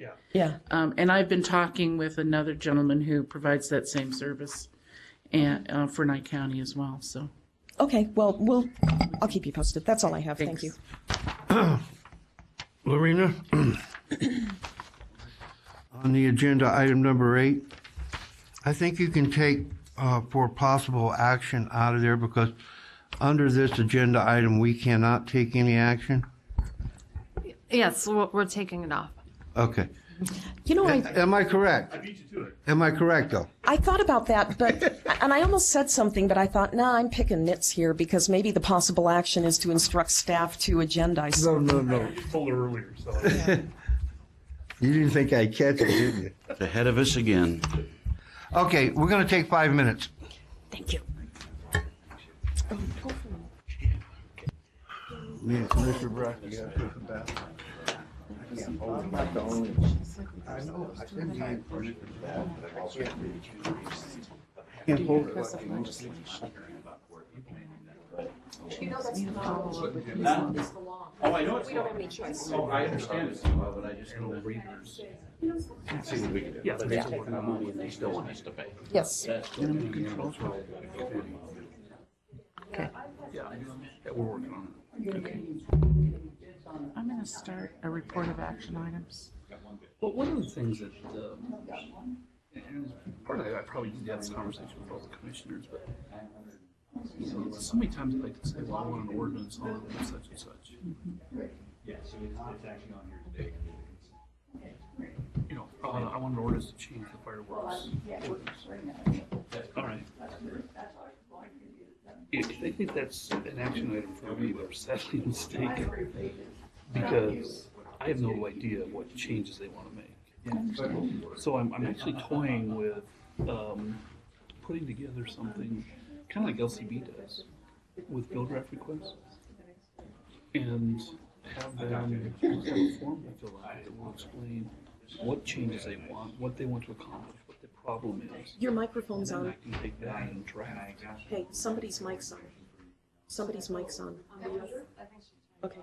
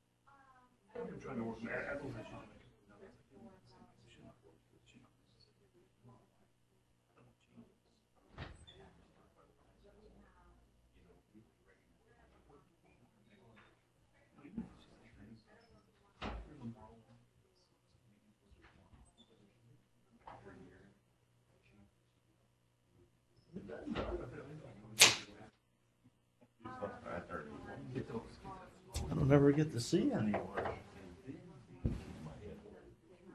That's a good move. No. Just got a call from my egg. Very quickly.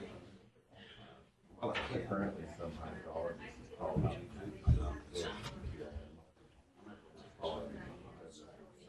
You guys freeze up here. I forgot.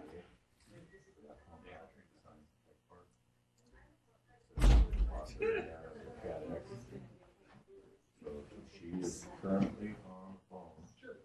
You've got Jameson Walker, a hydrologist sword fight, which is a conversation through causing congestion or shit. See you out there, Solar Reserve. You gotta go through that Solar Reserve. The water rights and the ruling 1158, you can't lose them close to the double pole, and just kind of all kinds of natural shit. We are in compliance with this, all of engineers, water rights stuff, and that ruling and everything, we're clean. Basically, today, we award the contract. What it is what they've done by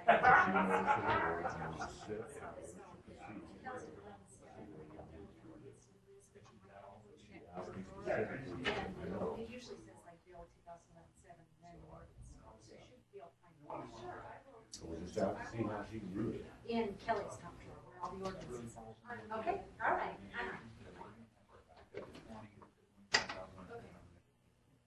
Well, let's control the whole world, you know, I'm disappointed. Oh, I know. I know It's that she just- doesn't control the whole.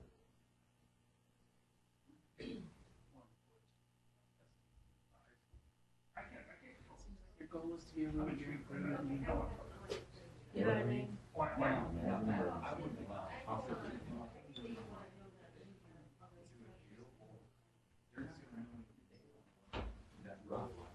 It's, you know, it's a rough area, even the stuff that I have on down there, everything that I touch is 10 times complicated than what I touch.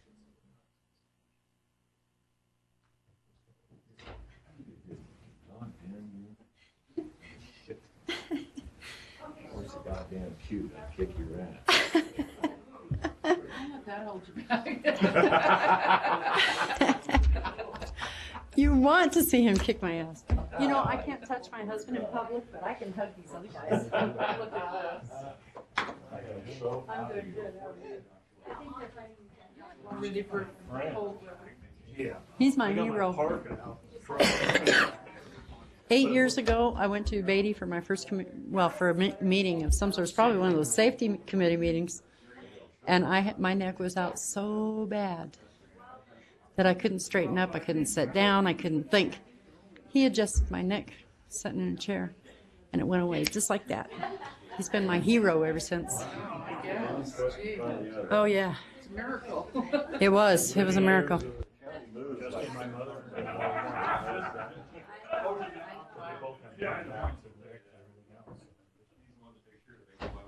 I can feel her. Oh, she's just feel all the vertebrae around. Wow. Painless, immediate, wonderful. Better than drugs. Yeah, it was. Because the drugs were not working. I was taking painkillers. What you doing? Commissioner? No. I had to go out to the Beatty Airport, not Beatty Airport, out to the airport to look at that job out there, the hangar job. Oh, there you go. And then there was some other projects that I'm overseeing up here that I check on every chance I get. Rick had a. Yes, sir. It looks good. Thank you. Keep you like no. Yeah. You see what I had for, I was going to do it with the agency status report instead of on comments. And every one of those things that we sent to NACO, how are we going to have the secretary? Jody already covered them. Got a light up anywhere. I'm not gonna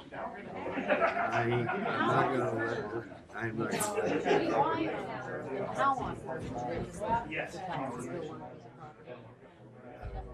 $1 $10,000. Take advantage of it. If they don't pay the tax. Me too. Me too. But even if they do, it's going to help us out. Well, the president. I want to pull 9I for discussion, so. Wait till 9I comes up. When do we get there? So you know. What's I know 9I? you'll just ignore me. What's 9I? Indigent payment. What about it? I want to talk about it. I don't like it. I don't like the state took our money and they were required to pay for it. Well, we got to. Excuse me, Dan? You don't have Dan? any. This is Liz. This Hi, is Liz. Hi. There's a gentleman here that's trying to get you on the phone. Mr. Greco. I don't know. Gary's is What on. is it? Gary's is on. Mine was on too. What?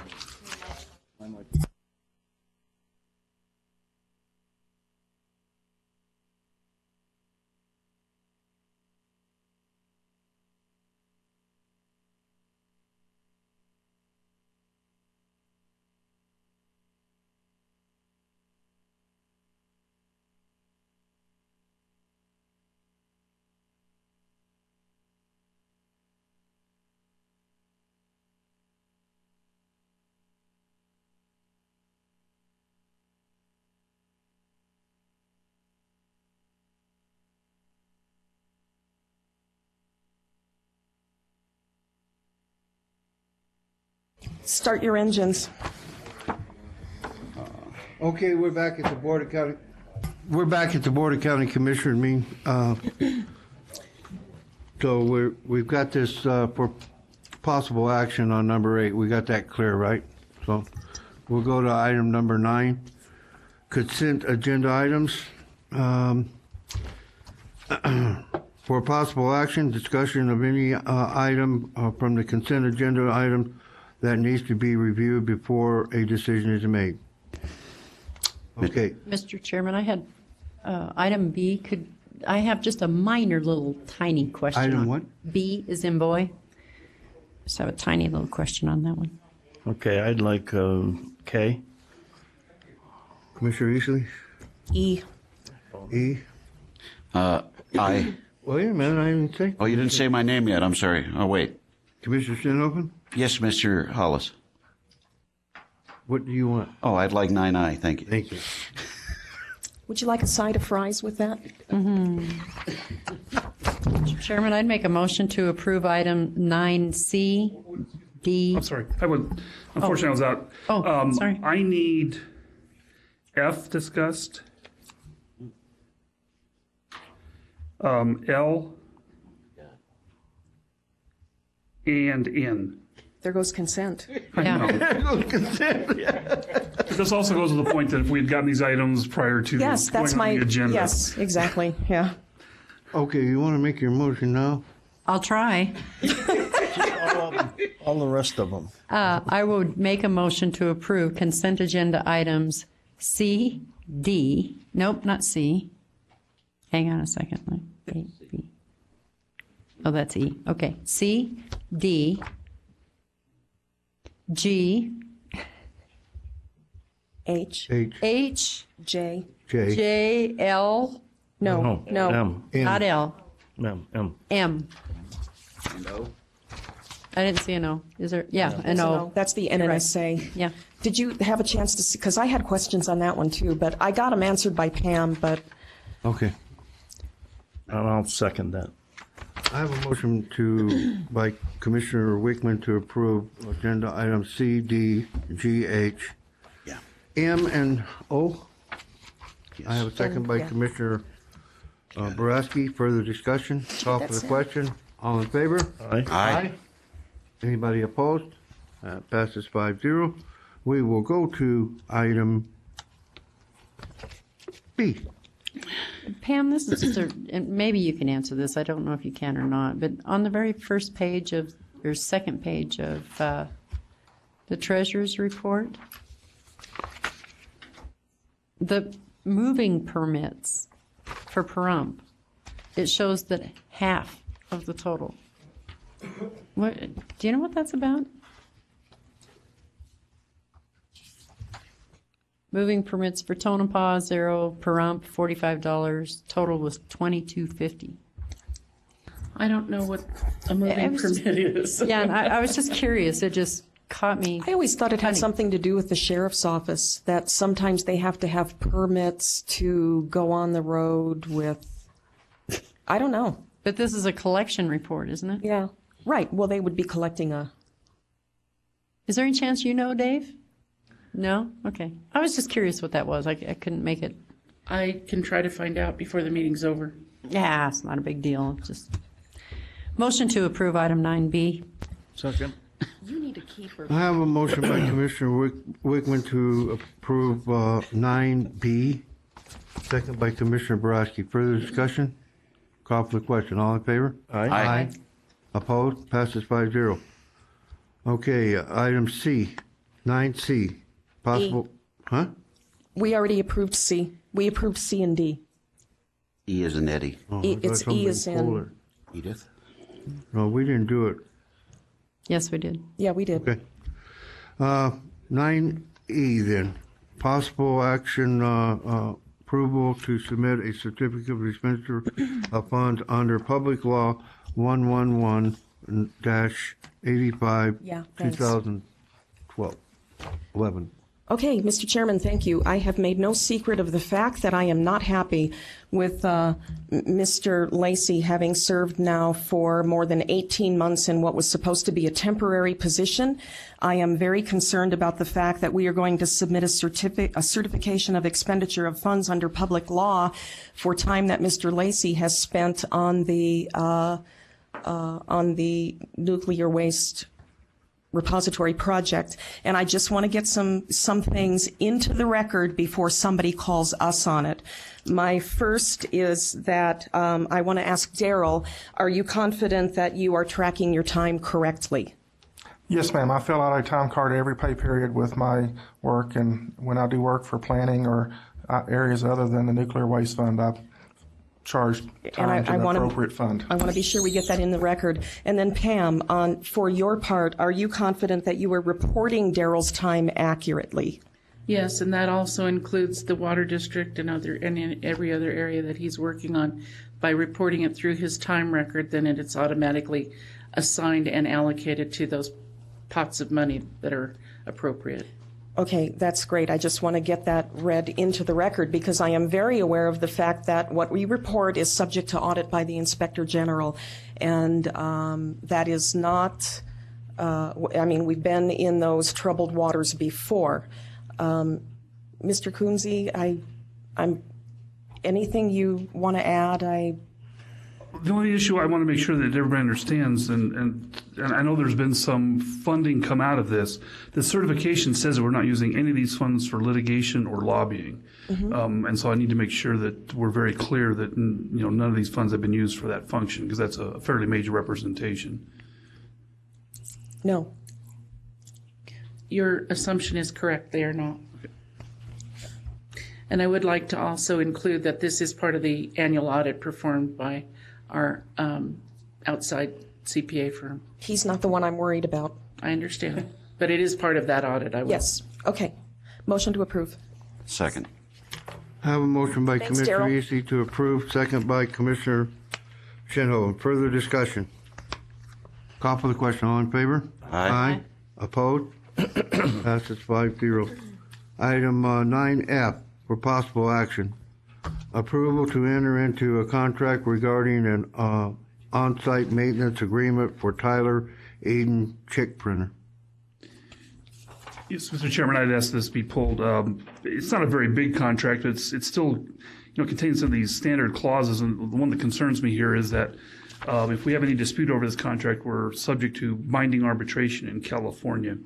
That's showed up in a number of our contracts. I'm glad you caught that. So here we are. It's like, they're coming here, they're providing a service here in Nevada, but yet if we have a fight with them, we have to go back to California to, do some type of binding arbitration. So it's one of those things that I really would like that we would submit this back to them saying, no, if we're going to be any contracts, we're going to dispute it here in Nevada, which is where the contract is being performed. And so, like I said, if you could... Mr. Chairman, that would be my recommendation, that we ask the District Attorney's Office to contact Troy Group, Inc., and ask that be removed, or at least modified. Modified to Nevada. Mr. Chairman? Yes. Is there any time constraints, Pam? I don't believe so. And Okay. they've been quite cooperative in the past when we've had changes. Great. And the other thing I want to point out is just make sure that you understand that this is an auto-renewal contract. Yes. This automatically renews each year, and so if you want to do something to stop it, you're going to have to affirmatively do it. It's going to automatically renew. I don't think we need a motion on that, Mr. Chairman. I just directed staff. Yeah. Well, what you might want to do is actually make a motion to adopt the contract with the condition of that change, and then we wouldn't have to bring it back. That's great. That's my motion. Thank Second. you for the suggestion.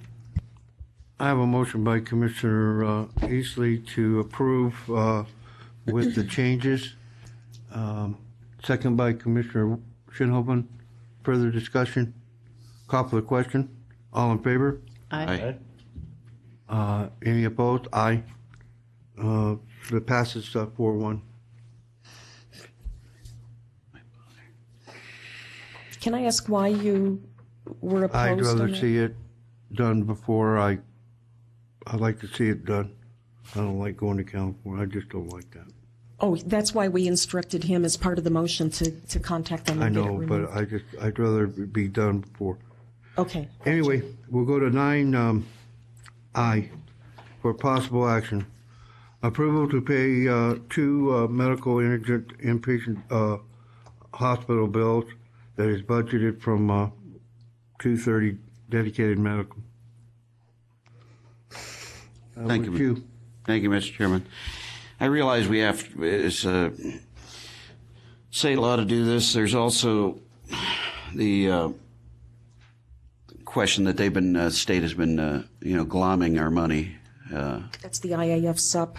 Yeah, and yes, and my other just basic.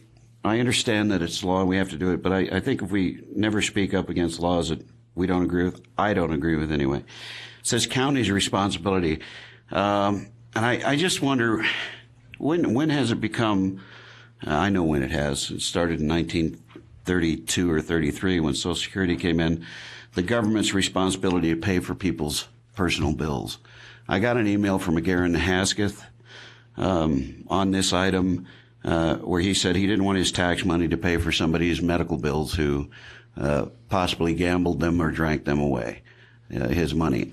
That was his comment. He asked me to, so I'm adding that in. I'm not saying that everybody who finds himself in that position is a bad person. People can find themselves in that position, but it used to be you went to your family, faith, and friends to pay these bills. Now we have whole systems where we use other people's money, tax money, to pay these, and I just have a fundamental objection to that policy. And especially then with the state taking some of that money and demanding that we pay it anyway. I guess that's all I wanted to say. You need to go lobby your state legislators. That's another one of those to-do lists in the next legislative session. It's getting bigger. Make sure you take your 10. And may I add that Please. there is a practice and policy in place with Health and Human Services, which very, very diligently lays out the manner in which they will approve people for medical payments, and it's quite stringent. Mm-hmm. And in fact, we're reviewing it right now to make it even more stringent. And Shirley Trummel, the director of that department, is working on that right now. Great, and I will be coming back to you with that recommendation. I'd like to see that. And again, the comments that were, emailed to me are not necessarily my own, and I do know that they do review these things. It still just is to me that I know I'm going to be characterized as a Neanderthal politics, and I hate people and whatever else, but that's not the issue. The issue is taking money to pay personal bills for somebody else. That's my end of the discussion. Motion to approve. Second. I have a motion by Commissioner Eastley to approve, second by Commissioner Boraski. Further discussion? Call for the question. All in favor? Aye. Aye. Anybody opposed? Aye, and I'd be happy to tell you why if you want. I think you just did. I think I did. Passes 4-1. Even though it's a law. Item 9K for possible action, approval of the change order to the contract with Wolfenstein Construction Incorporated for additional work on SR 160 and Homestead Road Improvement Project. Yeah, Mr. Chairman, I pulled this. I've had some requests by individuals in the community. Just like to have Mr. Fanning just do a quick recap of why the changes and For the change orders? Yeah. These change orders are actually as listed in the back of the backup, and obviously 1 through 5 are obviously retaining wall designs. All these changes are actually an agreement that I brought in front of the board 2 months ago for any change orders that needed to be done through the county manager and their approval prior to that. And prior approval was actually granted to me to actually do this. These change orders as listed in here are actually listed starting back in October, and they're just running late because of actually the engineer did not get them to me in time. So that's the reason why they're on this agenda. It has nothing to do with the Pahrump agenda or anything of that nature. But they are as listed, and there were changes to the intersection as well as to the actual road going south down Homestead. And minor modifications, and the majority of these were actually due to NDOT placing a few restrictions within a driveway approach or a valley gutter pan or a couple of medians that you see by the Shell station removed. Those are the kind of things. I will have probably 2 more coming at the board, probably at the next meeting, for the actual power southwest corner of the Gentlemen's Club. You actually had a new power line go across the highway, and NDOT designed that actual intersection to have a light standard sitting on the backside of that retaining wall. And now NDOT has moved it actually right underneath the power line after they've engineered it. So obviously that's a cost and a design. That's just something that you work through. This is how things happen, and so Well, there's make, another 2 that are coming to you. Get NDOT to pay for it. Well, it's been 6 years in the making. I would actually like to just get this thing through and then go back and fight for it, to be honest with you. I share your thoughts on it. I just wanted a clarification for the record, that's all. Yeah, and I appreciate that. But this is something that the board has actually already approved 2 months ago to actually work through the process, and that's what we have done. So, Motion to approve. Second. I have a motion by Commissioner Eastley to approve, second by Commissioner Wickman. Further discussion? Call for the question. All in favor? Aye. Aye. Opposed? Passes 5-0. We'll go to L. Who pulled this? That was mine, Mr. Chairman. Can we take care of both of these at the same time? L and N? Yeah. Certainly, yep. No. Yeah, L1 and 2. Oh, L1 and 2, yes. Okay. They're the same comments. 2011-110 and 2011-111. Resolution authorizing the town of Tonopah on behalf of Tonopah Public Utilities to establish a checking account. And 2011-111 is the resolution authorizing the town of Tonopah to establish a checking account through Nevada State Bank for Tonopah Convention Center. Mr. Chairman, I had this pulled. When we looked at the resolution, it indicates that all checks are to be signed by 2 members of the town of Tonopah. We weren't sure if that meant town board members or 2 people who are residents of the town of Tonopah who could sign checks. Depends on who's available that morning. It's a small community. I'm moving to Tonopah. I don't know, but sometimes James comes up with some weird language. So anyway, I think we need to insert the 2 members of the town board of Tonopah into the resolution on both of You those agree, resolutions. James? Okay. Is that any 2 members? Well, that's the other question I have, is I don't know if this was any 2 members or if they're going to designate 2 members or... James, can you come up and speak on the record?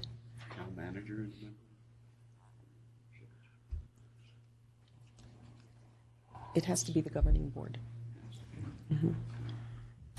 For the record, James Eason, E-A-S-O-N. 2 members of the Tonopah Town Board. Any 2? Any 2 members. Okay. Thank you. Mr. Chairman, I'd make a motion that any 2 members of the town board members of town of Tonopah would sign that. That language okay? So we're amending the resolution. Amending, yes. Second. And adopting? Amending and adopting? And Second. adopting. I have a motion by Commissioner Boraski, amended to adopt number 2011-110, 2011-111, with the changes. Second by Commissioner Eastley. Yes. Further discussion? Call for the question. All in favor? Aye. Aye. Opposed? Passes 5-0. Item N, for possible action, approval to purchase a JAVS recording system for Tonopah District Court, and is not budgeted but can be funded from 276 District Court improvement. Tonopah Justice Court, and is not budgeted but can be funded from 270 JP court fines and 271 JP facility assessment, and Beatty Justice Court, and is not budgeted but can be funded from 271 JP facility assessment. Again, Mr. Chairman, that was my request to have it pulled. This one's even worse than the other one. This one wants us to go to binding arbitration in Kentucky. Beautiful country. Yeah. Can I? Well, actually, it's Louisville in particular. We are required to go to Jefferson County, Louisville, Kentucky. I'm really surprised that judges didn't catch this. The other issue we have with this one is that there's a maintenance agreement at the end of all this documentation that has a blank with regards to how much it's going to cost. And so I think we need to have that paragraph 12A. Defined. I think we need to send it back to you and let you. Yeah, I think we're going to have this one to figure out what exactly we're supposed to be paying for maintenance costs on this. I know Judge Kim is there probably. I think we just want to bring it back. I agree. Yeah. There's no way we can do this Yeah. with a blank in the contract that we don't know Sure. what that number is. Okay. And I will certainly sit down with Kim or Judge Wonker and iron that out. Is the judge in the audience down there? Hey, the kindergarten teacher is telling sir. Dan. Huh? Jerry Clifford can come in if you have other questions. No, I thought. Okay, we'll send that back to Brian and let him work on it. Okay, we're going to break for lunch. We'll be back Do at. you want to finish up with O and just to get Okay. rid of the rest of consent? Actually, that one was already passed. Oh, that's right. That's right. I'm sorry. My apologies. I was testing you, Gary. You're trying to mess with me. I was again. testing you. Yeah. Okay. This is a test. Be back at 1? Okay, we're back Board of County Commissioners meeting this morning. We'll go to item 11G, agency status report. Mr. Chairman, the only thing I have to add to that agency status report, I think Joni covered most of it with NACO. The precursor to her NACO meeting was the Public Lands Natural Resources Committee. We met on 28th. And the items that were covered that were passed on to NACO for their approval were pursuing geothermal lease payments. They've been tied up in the federal continuing resolution, so we've asked to send a letter to get the payments forwarded out, and that worked last time. We'll see if it happens. We forwarded recommendations of the committee to NACO board in support of the geothermal lease payment revenue sharing legislation. We recommended opposition to the executive order changing the definition of the waters of the U.S. in the Clean Water Act as proposed by the EPA and the Army Corps of Engineers. We forwarded a letter of support for the Public Lands Renewable Energy Development Act of 2011, which is Senate Bill 1775. The royalty splits with the counties are favorable, so we sent that to the NACO board. And the Public Lands Job Creation Act, which is Senate Bill 1844, essentially gives permitting agencies 45 days to review. On the 46th day, the permits are implied. It's a great piece of legislation to overcome 3 to 6 year permitting process through the U.S. Forest Service and BLM, so I'm hoping that one flies. We had overwhelming support for Senate Bill 1554 and H.R. 3292, which is the restriction of monument designations in Nevada. And if you'll remember right, about 2 years ago, I suggested that to this board and have been pursuing that ever since. So I was very happy to see 2 pieces of legislation that are being proposed on our behalf by our Nevada delegation to follow through with that. And that's the only thing I have to add to that. Thank you. We'll go to 11H for possible action, discussion, deliberation, direction to staff regarding recognizing Nye County School Athletic Program for their achievement. Yeah, Mr. Chairman, this is my item.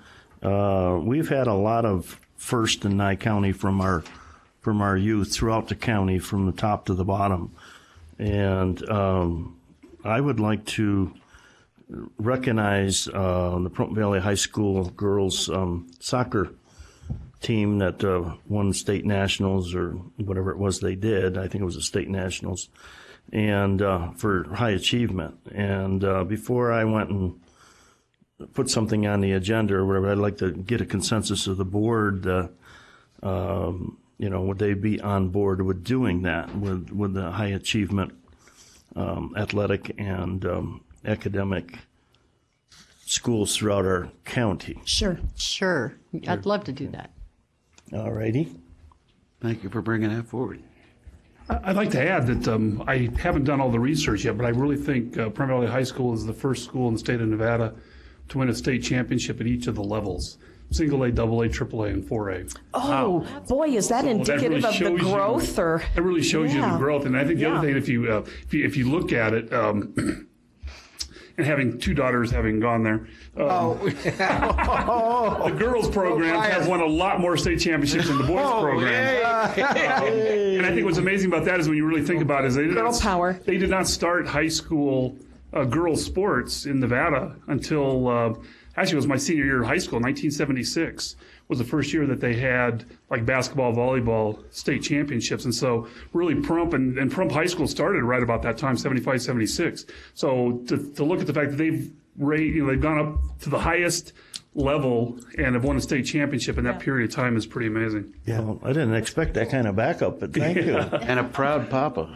And one other note, in the newspaper it wrote that the team that they beat were sore losers and said they should have won that game, but they didn't. So they didn't I would lose like the game. They ran out of time. Huh? In our prompt meeting, I'd like to ask them to come in and give them a plaque or something. If just be sure that that this is going to be something that continues on with every. For high achievement, yes. Yeah. So okay. it's not every little thing. It'll be for outstanding. I like to call it Nye County's first because we've been a ton of things in the last year, from the sheriff's department programs and on up through to athletic sports. It wasn't that long ago that the boys' baseball team got up there pretty good, second place, I believe it was, and I may want to hit them too, as long as we're got them all in the same meeting. If we could do that, You might want to consider something though that the kids can take home and keep with their stuff too, Yeah. like a letter that goes to the school, but they each get a copy or something. Yeah. Well, we could give them a paper award as well as as a plaque to hang in the high school. So very minimal cost. If it becomes an issue, I would find funding for that. Okay, and I'll Thank you, Butch. go after that. Good idea. Where's the tribe? Right there. Yeah. What's the item? Oh, what's the item?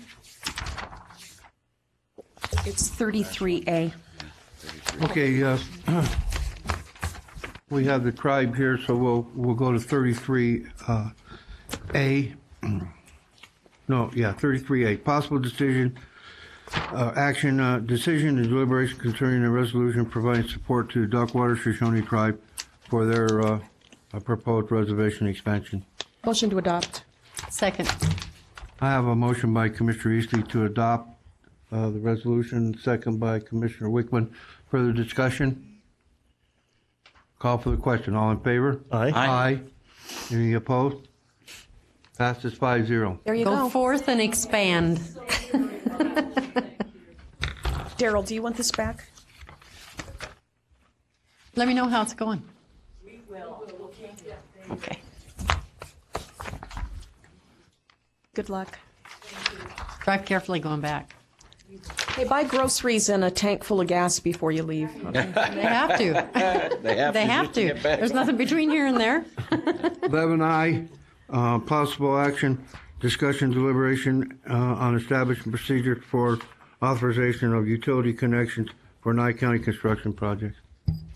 This is my item, Mr. Chairman. I put this on here because in the last action that we took was removing that authority from the facilities manager, which left a hole. Oops. And it wasn't intended to be that way, but I had a proposal ready at the time, and it was obvious that there needed to be more thought and time and care put into that. So after discussing it with staff, I have conferred with both Dave Fanning and Steve Osborne. They are already signing a piece of paper that is check off on each other's pieces of the project. It'd be very simple for them to incorporate this into their dues. I like it. Motion to approve. Second. I have a motion by Commissioner Eastley to approve, second by Commissioner Shanhoven. Further discussion? Call for the question. All in favor? Aye. Aye. Opposed? Passes 5-0. That was a little pesky detail, huh? That kind of Pesky went little right detail. back past all of us. 11, It didn't. I just 11J for possible action, discussion, deliberation regarding a proposal from Beatty Graphics. for the conversion of Nye County History Project. Any questions? I think the backup was self-explanatory. It's just to begin the conversion of all of our Nye County History Project documents to digital form, so we can put links on our website, and the books will be downloadable, and people can do searches. Well, they, I'm not a Kindle. I Yeah, I don't know was how just to gonna use a- that, but we can do that too. That's Yeah. what I was going to. And my wife and one of my daughters are crazy about Kindle, so Yeah. now they can Kindle these. I just want to know when they're I'm a going to Luddite. I want set up shop out at the bunkers and start doing all that. Well, There's a lot of history. yeah, I know. Yeah. Motion to approve. Second. I have a motion by Commissioner Wickman to approve, second by Commissioner Shinhopin. Further discussion? I just have one thing, and I get confused about things like this. When we bring a project forward, I think that's the first step, because I think the second step is bringing a contract back. Is that correct, Brian?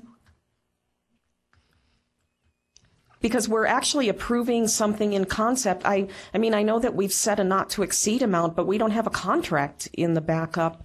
So, and I think we had another item on the last agenda. What was on the last agenda? There was A lot of another. stuff. There was another project that we approved in concept, but it was for the Gold Creek Films for that video, because we didn't have a contract with that either. So I think we need to bring. This the second time we brought it back, there was a contract. Okay. We increased the funding. Okay. And I had a couple of concerns too, that when I read through that how many phases would there be? This says not to exceed, but it also says so much an hour. Other than that, You're right, I like Butch. the idea. That's why I said I think we need a contract. So we set forth all of those deliverables and when they have to be delivered. Yes. And we'll have that drafted up. So does the motion need to be amended at all, or? No, it just needs to come back. We need the contract needs to come back. I think what we're doing today is approving it in concept, Okay. and we'll bring a contract back. She would have been here to discuss and answer any questions. She has an immediate family member who's very ill, and she had to go to Reno to a hospital. Okay. Okay, we'll go to 11K for possible action, discussion, deliberation regarding previously approved funding for repairs to the roof and kitchen of the Bob Root Community Center. Yeah, Mr. Chairman, again, this is my item. I actually sit on the advisory board for the Bob Root Community Center, and I've been working with a group of individuals in the community about trying to get that building open. But this concern I have is I'd like to see a time limit on it, because Oh, good. I'm glad you said that. This thing's been hanging around for over 4 or 5 years now. Do you want to do 1 year? We've already started. Yeah, I'm going to put a time limit on it, but the roof has already started, and I feel sorry for the gentleman working on it, because they've been out in those high winds for 4 or 5 days now. But as soon as that's complete, they can go on the inside, get the mold remediated. I would put a time limit of 8 months, no longer. They should have it all completed by then to use that amount of money. Can I ask you another question? Sure. The backup was good. Thank you very much. But my question was, we had originally approved $75,000 to be used for the roof. Yes. And No, 50,000 for the roof. 25,000 for the kitchen. okay, so 75,000 for the total project. So, do you want that to be unrestricted usage? Yes. Okay. I'm sorry. I thought I had that in there, but maybe I missed that part. Yes. Take away the restrictions so that whatever they don't use on the roof, they can use on the inside, and then regardless like the of bathrooms or updating. Well, I don't think it's ever going to get that far. I think they've run into some problems. Insurance didn't really pay what it's supposed to pay, and they do have money in capital to pick up the difference. So The advisory board and myself all felt the same way, and that'd be my recommendation to leave it unrestricted within an 8-month period. Second. So by August 30th, the funds have to be committed, Yes. obligated, or spent by August 30th? I would say at least obligated. They should be spent because it shouldn't take that long to complete that. We've got 8 months to do that. I would say, I say obligated says obligated. they've at least, got it Contracted with let out somebody. in a contract. Yeah, and in case something happens that there's extreme weather restrictions or something, but that at least says Okay, obligated. it's then. obligated. Yeah, with this global warming, it's been really tough to get out in the cold weather. I'm sorry. I just shoveled about 2 inches of it off my back porch. You've been up on that roof with those guys. Oh, the no, last I didn't 4 want to be. days. You wouldn't be crying about global warming. And just so you know, I've already reserved the community center for the June primary, so I'm hoping it goes pretty quickly. Tell them they need to be done then. I What- think if your you motion? ran into a problem, you could probably talk with Night Communities Coalition on their That's my other polling place that closed down. Well, Mance, I'd be glad so- to talk to Stacy for you if you'd like. That would be great. Well, I may be able to fit them. If Bob Root is done, I can probably use JG, and this is off the subject, and the community center. Okay. Well, Yeah, you- it should be done by then. You should at least have a roof. So you'll have Mr. Chairman, maybe no walls, I'd but like you'll have a to roof. I'd like to make a motion to approve this item and to provide the $75,000 funding, unrestricted spending, and have the funds spent or obligated by August 30th, Yes. 2012. Second. I have a motion by Commissioner Easley to approve with the non-restricted funding and that the project be committed by August 30th, 2012. The funding be spent or Spent. obligated. Spent or obligated by August 30th, 2012. I think you have public comment. If Yes, you have a, Um, in Pahrump, you Wait a have minute, hold on. Who seconded? Dan did. And Dan Chernobyl seconded. Further discussion, go ahead. Donna, go ahead. Hi. Yeah, Donna Cox. I just wanted to speak real quickly on this issue. I, too, have been sitting in on all these meetings, and I'd like to know if you could put some kind of a restriction in there that says that this money could be used only on the Bob Root Community Center so that it won't be transferred to some other building. Yeah, Would that be that's possible? understood. That's part of the motion, Donna. That was part of my motion. Okay, in other words, they'd have to come back to you if they decided they wanted to spend part of it on the annex instead of the community Right. center? No, that was not part of, that was not understood as part of my motion, but the agenda item specifically says that, Community Center. yeah, the Bob Rood Community Center. Okay, I just wanted to make So sure I didn't think I that's- needed to make that part of my motion. Well, you might need to make it clear to the town board is all. Okay, thank you. That will be made clear. Commissioner Boraski is our barking dog on that project, so I'm Okay, sure I'll he'll call make for the it. question. All in favor? Aye. Aye. Anybody opposed? Passes 5-0. We'll go to 12A for possible action, discussion, deliberation to appoint 3 members to the Belmont Town Advisory Board due to 3 vacancies. Mr. Chairman, I would like to make a motion to appoint Buddy Perchetti, Donna Modis, and Theodore Schuff. Schuff. Second, but I have a question. Okay. Go ahead. Do you want to say there's a motion and a second on the floor? Do you want to call for? I have a motion by Commissioner Wickman to appoint, did you get those names? And I got a second by Me. Joni Easley. Further discussion, go ahead. Yes, thank you.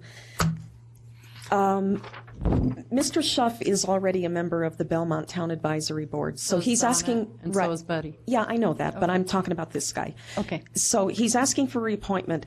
I have no problem reappointing him. My concern always is with the Belmont Town Advisory Board that generally speaking, we are appointing people who don't live there. And this man lives in Las Vegas. And I just want to make sure, because he says he lives in Las Vegas and he's only in Belmont 4 or 5 months a year. All of them are. I'm talking about this man, Lorinda. The other two live in Tonopah, and they're there. I know they're there all the time. Like, They are. Yeah, but this man lives in Las Vegas. So, can I finish? Oh, I'm sorry. Yeah, I'm sorry. That's okay. I just want to make sure that we monitor the attendance of the people that we appoint at these town advisory board meetings. So if he has to come up once a month to attend an advisory board meeting, I just want to make sure that he's doing that. And obviously he must be, because I'm not hearing anybody say we need to appoint someone else. But this is an unusual situation where we're not necessarily appointing people who live 24 hours a day, full-time in the community. But Joni, some of the other board members also live in Reno, some in Jigs. I know that, have served in the past or now. So just the fact that he lives in Vegas is not a reason. Lorinda, I know that, but his position is coming up for reappointment. I just want to get it on the record that we recognize that, and we just want to make sure that they all Yes, attend and that's not a meetings. problem. And they do. They attend very well out in Belmont so far. I've Okay, never seen that problem. Don't get defensive. I just I'm not. wanna- I'm just going to say that the way it's written for Belmont is unusual. Yes. Because all they have to do is be a property owner in Belmont. Right, I know. That's why because there's only 2 people who live there full time. Yes, I know that. Yes, thank you. Not enough to make a That world. is a small town. That's a small town. Call for the question. All in favor? Aye. Opposed? Passes 5-0. 12B, for possible action, discussion, deliberation to appoint 7 members to the Central Nevada Museum Board due to 7 vacancies. I have a concern about this. And, sorry, I will check this. Go back to this item. Here's what my concern about this is. I am absolutely well aware of what the resolution says about this and what the intent of a previous Board of Commissioners was when they established the Central Nevada Museum Board. This is the only county museum. And the intent was to have representation from every community. And while I have no problem appointing 7 people to 7 openings when all of the people who applied live in Tonopah, it is absolutely contrary to what the resolution requires.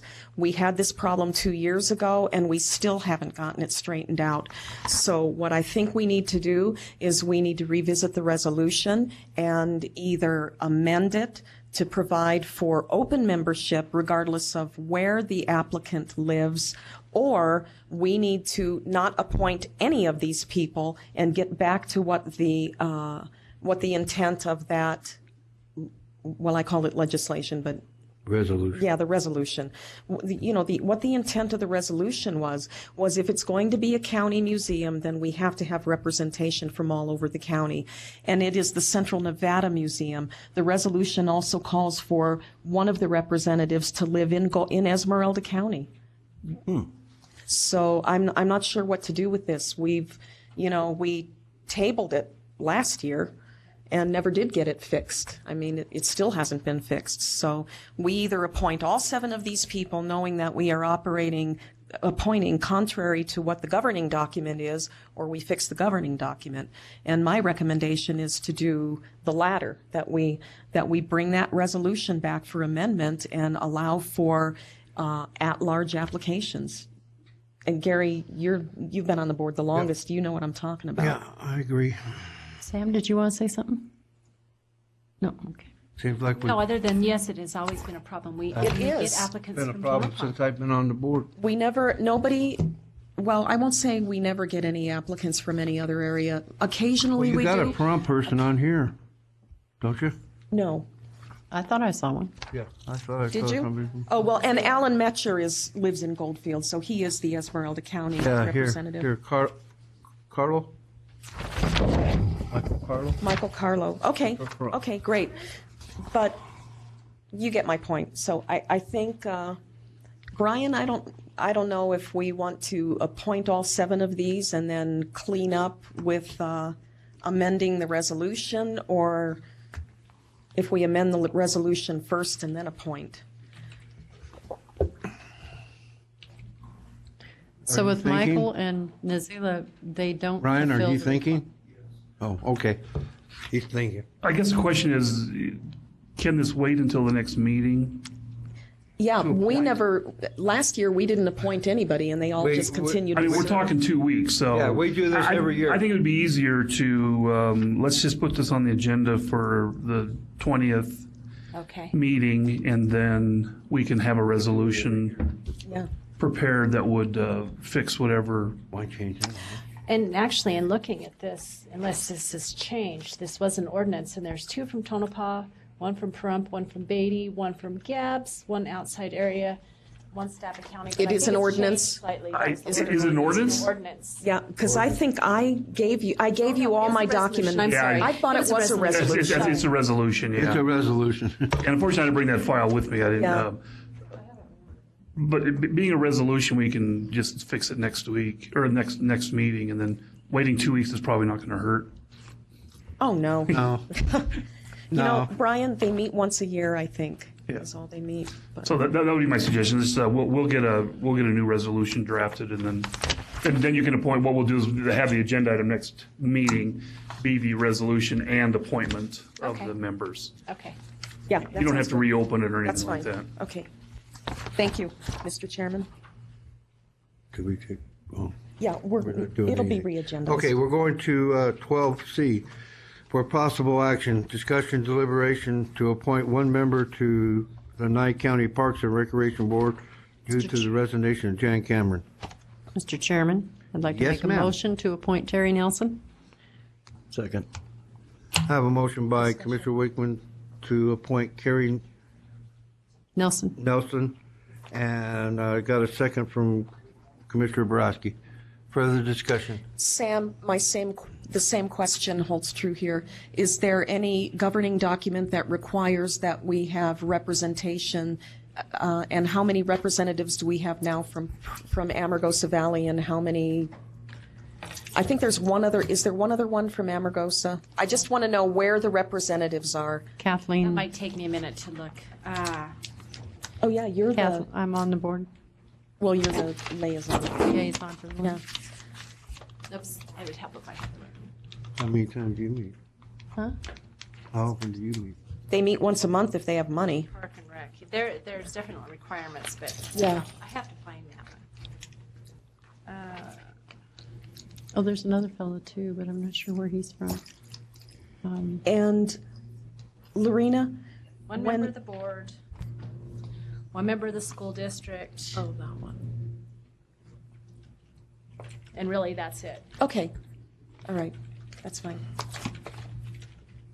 And I was just going to ask if you could make a note for your file in the future when we appoint to these boards, if you could remind whoever's sitting at the time what the requirements are for staffing the board. Oh, okay. Yeah. And we usually put those on. We will try to make sure that's put in the agenda back up. Okay, great. Thanks. Okay, I got a motion. A second. Further discussion? Call for the question. All in favor? Aye. Aye. Opposed? Passes 5-0. Okay, we'll go to item 12D for possible action, discussion, deliberation to appoint 2 members to the Beatty Town Board due to the expired terms of Crystal Taylor and Teresa Sullivan. Yeah, I've got a problem with this one too, and I really apologize. We have 2 openings on the Beatty Town Advisory Board. We have 2 applicants, so normally we would just appoint the people who applied. I have no problem with either of them. Both of them will serve the board well. But Randy Reed is a member of the Beatty Volunteer Fire Department, and although he is not a paid employee of the fire department, he's still a volunteer. So I think that if this board chooses to appoint both, that we need to ask staff to send a letter to Mr. Reed and letting him know that he could potentially be in some conflict of interest situations.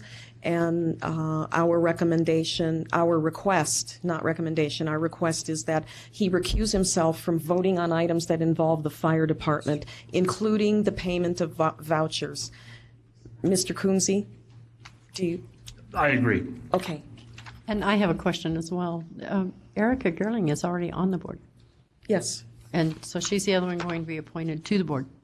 Yeah, but her position expired. She wants to be reappointed. What's her It last says the name? two that are expired terms are Crystal and Teresa's. Oh, yeah, it does, doesn't it? Yeah. Great point. Typo? Yeah, because I Okay, it knew is Erica's Erica's, was up, but- because I had talked to her about Okay. that. Yeah. So, So Crystal is still there. Yes. Okay. she just got appointed. That's what I thought. Crystal's still there, Teresa's not, and Erica. So, Are you still appointing just 2 people? Yes, we are. That's all that's important. Okay. The agenda item was to appoint 2 people. Which positions they were is not that important to the. Well, I was wondering how you appointed a board member to be a board member. Since they're a board member already. Right. Who's on first? I just want to make sure you weren't appointing 3 members. You're only talking about 2. No, Then you're that's fine. why You can take that action. What's on second? motion to appoint Erica Gerling and Randy Reed. Second. I have a motion by Commissioner Racy to appoint Eric Gerling and Randy Reed. Erica. Yeah, Huh? it's a woman, Erica. Erica. Yeah, sorry about and that error. a second by Commissioner Shinhopin. Further discussion? I just want to make sure I know and this board knows who's going to send that letter to Randy Reed, Lorena. Brian. And I will Brian find will? it out. Okay, I just got drafted. okay. Oh, okay. Further discussion? Call for the question. All in favor? Thank you. Aye. Aye. Opposed? Passes 5-0. We'll go to item 12E for possible action. Discussion, deliberation, appoint one member to the Pahrump Regional Planning Commission due to the resignation of Mark Kimball. Mr. Chairman, there was a last-minute application that came in that I only got yesterday. What I would like to do with this is to continue this item to the Pahrump meeting and allow staff time to look at this person who has really good credentials. I did talk to him on the phone myself last night, but I did not really have adequate time to get all the information I wanted. I'd like staff to reevaluate and reconsider with him in the mix. And if they come up with the same recommendation, then we'll deal with that at that meeting. Thank you. This was not a late application. It was just an application that did not get in the backup. I believe staff has had time to review all of those. Is that correct, Danielle? Yes, we reviewed them, and I connected with Darrell Lacey on if the recommendation should change, and he didn't advise me to change the recommendation. So as it is right now, the recommendation was going to stay with the suggested appointment unless the board makes a different decision. That's up to the board completely. Well, I'd like a chance to get a little closer look at Walt was the guy's name, and have another conversation with him. Unless the board wants to do something different, it's up to you. Mr. Chairman. Yes.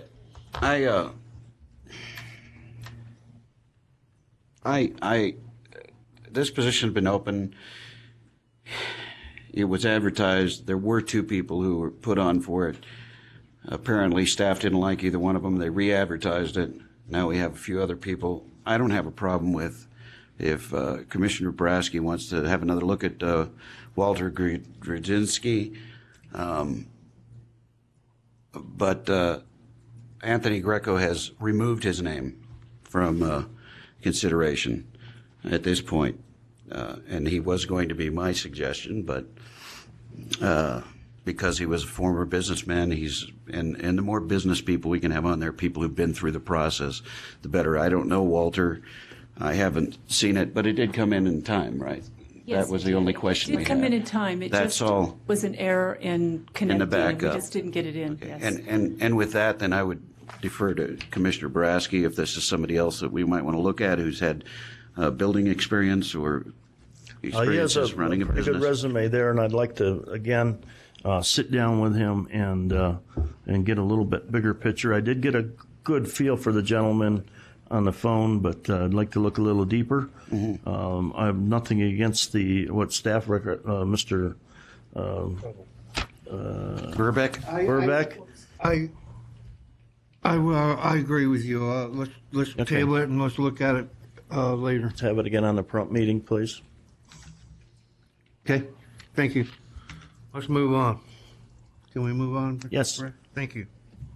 You're the boss.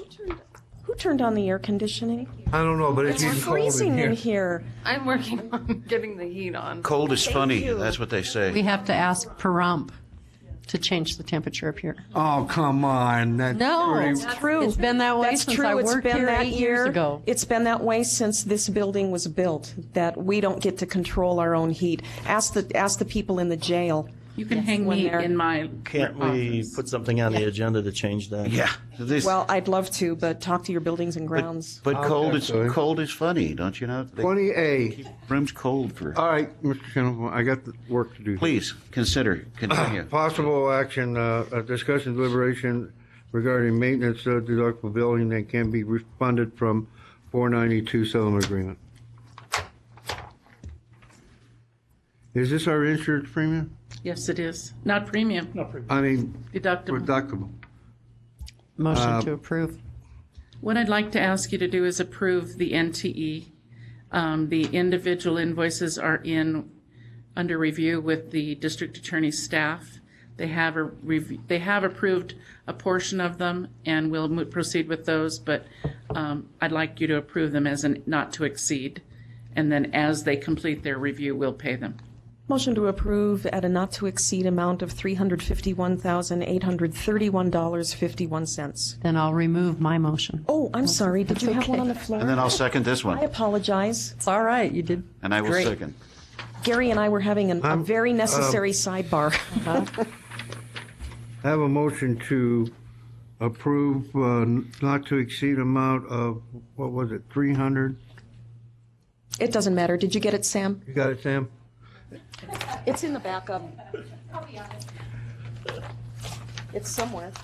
351. I don't have it. It's in the backup. I already threw it away. Yeah. For that amount. A second by Commissioner Chin-Hopin. Further discussion? Call for the question. All in favor? Aye. Aye. Any opposed? That passes 5-0. The amount's of $351,831.51. What a guy. Peanuts? Okay, Is that item what you're saying? 20B, possible action. Discussion deliberation regarding selecting tax delinquent properties for transfer. We covered one of those this morning, didn't we? Well, yeah, but are we talking about Utilities, Inc.? Yeah, but we're going to have some more. Yeah, we're going to have some more. I asked the treasurer to extend the length of time instead of December 15th. I think it's going to be the week, I want to say the 27th, somewhere around in there, before we have to get these properties. So Michael Maher has extended the time, so we're not locked into that December 15th date. Did he actually? When did you last talk to him? Huh? When did you last talk to Mike? Lorena? This morning I confirmed with Kim. Oh, okay. Because we had gotten an email from him last night where he was concerned about changing the date because of some of the time periods. But we still think we still think we can get it done. But he had expressed concern about it, so that's why I want to make sure that we're dealing So with the are we most going to have a recent. special meeting between now and then to approve the designation of, or the selection of some of these properties? If we have to, we will, but I think that Do we have to make a formal decision on these, or can department managers just? Well, the commissioners have to decide which properties need to be put up for auction, or you also have the option always, obviously, of taking them, for public use, if that's what you want to do. The problem is, I think he had scheduled the auction for April 15th, I believe, And so in order to do the April 15th auction, we have to have a 90-day notice of intent to sell that's sent to the owners. So there's time period, and then he has a 20-day publication notice. So with the time constraints, we were a little concerned about the timing, but I think we can make it work. Mr. Chairman, so if we do this, the first meeting in January? No. No. You're talking about doing it on the 20th? We've got to have a special meeting, I think. We could do it on the 20th. We have a meeting in Pahrump on the 20th. Is that enough time? Well, I think we'll have to, it may require a special meeting, we'll figure out the timetable. All right, thank you. And then, Commissioner Hollis, just to remind you, you and I are working together on a couple of swaps to protect some land here in Tonopah. Yeah. Okay. And I actually gave Lorena 5 properties earlier, so. Okay. Okay. Okay, we're been instructed to go back to Treasurer 16A, Treasurer's Report. I didn't instruct you. I asked you if we could go back there. You got a gun on me. What else am I going to do? It's in my car. I just had some questions about the treasurer's reports, and I want to thank Mr. Maher. Is he in the audience? Is Mr. Maher in the audience down there? Is anybody in the audience? Those seats look pretty empty. We do have people here, but no, Mr. Mayor's not here. Okay. Up in the back. Okay. Pam, I guess I'm going to have to ask you to help me with this. I don't even know how you can help me with this. I don't know if I should ask my questions and then trail this until I'm looking right now at the October report, the last page of the October report. I'm looking at outstanding checks of nearly $5 million. I've never known our outstanding checks to be that high. Is this unusual, or do we have maybe on any of our construction jobs some checks that are outstanding that haven't been deposited? Or because our outstanding checks usually run between 1 and 2 million, and this is $4.9 million worth of outstanding checks. I have not audited these numbers at all, so I'm not able to answer you. Okay. I'm sorry. But it is unbelievably high. I mean, that's what I thought too. It is very, very high. And I'm glad you said something about not having audited them. I was very concerned at something I've never seen on any of these treasurer's reports in the past, and that is the disclaimer at the bottom that says unaudited, subject to change. So my first question about these being subject to change or having been unaudited is, were these treasurer's reports actually reconciled against the bank statements? Were the accompanying reconciliations done on these reports, or you don't know? I don't believe they have been. So these are the amounts as we know them or as they're being reported to us, but they're not reconciled against any official statement from the bank. Right. So that's why they are subject to change. Well, yeah. I mean, that would be definitely why they would be subject to change. Okay. Typically, the audit results that would impact any of the fund balances would occur in the last month of the fiscal year. Another thing that I didn't see when I got these reports was I didn't see any interest allocations for the towns of Pahrump or Round Mountain or Tonopah. So I don't know where those interest allocations are. They haven't been done either. Okay. Do you mind? I have a couple of other questions.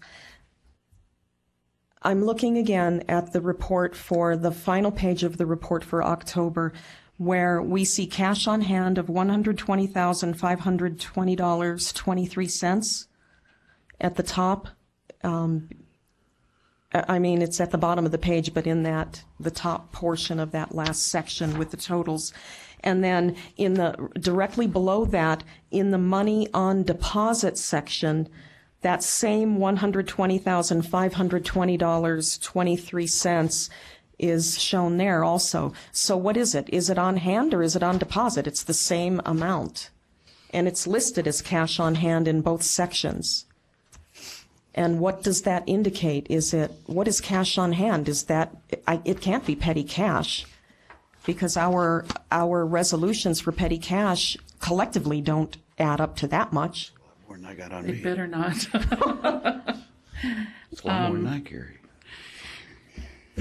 Okay, that's all right. The only thing I can imagine is that this includes the bank accounts held by the electeds.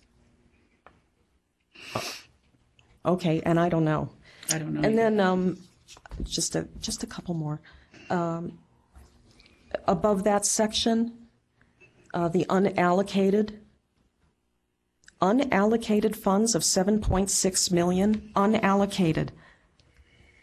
Unallocated to me would mean that it's money that's been received and is in the bank but hasn't been distributed to the funds yet. Okay. That seems like it's an awful lot of money to be unallocated. I'm looking back at the August report. We had $12.5 million in unallocated funds. And in September, we had $10.8 million in unallocated funds. I would think that as we receive money, well, I'm not the treasurer, and I don't work in the treasurer's office. I just thought that was a tremendous amount of money. I mean, if you add together the outstanding checks and the unallocated amounts, that's almost $12 million. That hasn't been accounted for in the fund, yes. It's at $12.5 million. $12.5 million? Okay, I'm just eyeballing it here, looking at it real close. Okay. Hi. Yeah, let's be precise. Okay. All right. My concern, I appreciate Mr. Maher having provided these reports, but my concern is that if the reports that are presented to us cause us to ask more questions, I am concerned about their validity and their accuracy. And when I hear you confirm what my suspicion was, that these reports have not been reconciled against the bank statements, then my opinion is that we still may have a problem. And I have been accused of picking on the treasurer, and that I am nitpicking. I would assure anybody who's listening or watching, I am not picking on the treasurer. I am not picking nits. It is our responsibility to make sure that we protect the taxpayers' money. And I'm a taxpayer too, and I want to know what's happening here. And Pam, I need to know, where do we go from here? Because I know that we cannot complete our annual independent audit without reconciled reports. And I am also aware, and you did not, I want to make it clear, you did not give this to me. I called the Department of Taxation yesterday afternoon to find out if any correspondence had been forthcoming from Nye County to ask that we be given an extension of time to perform the annual audit. So my apologies, I did not ask you that. I know you would have given me an honest answer, but I wanted you to have some plausible deniability that you were tattling on anybody. So I did go to Warner Ambrose with the Department of Taxation, and I do have a copy of the letter, and the letter says, cash and investment reconciliations to the general ledger have not been completed for the months of April, May, and June 2011. Cash and investments are a material asset of the county. Until these reconciliations have been completed, an accurate financial statement cannot be completed. The county treasurer has been notified of the need to have the reconciliations completed. Now, you're making a request of the State Department of Taxation for an extension on the legal requirement for providing an independent financial audit of our cash transactions, or, you know, our entire financial system. Yeah, our entire financial inclusive system. of, yeah, yes. Right. And the basis of your request for the extension is simply because we lack the reconciliations for 3 months out of the fiscal year. So my question to you is, knowing that we don't have those, where do we go from here?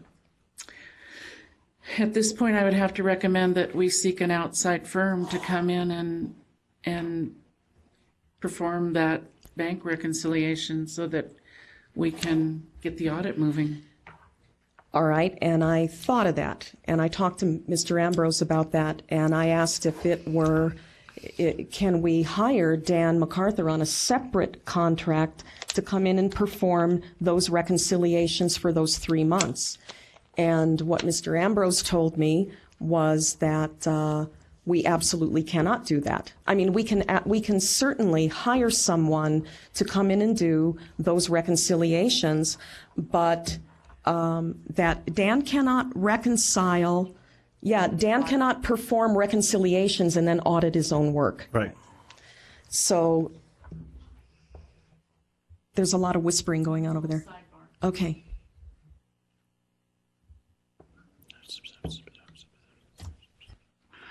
Rhubarb in the suburb. Rhubarb in the suburb. Okay. The question that I had for Mr. Kunze was whether or not my department could go and help.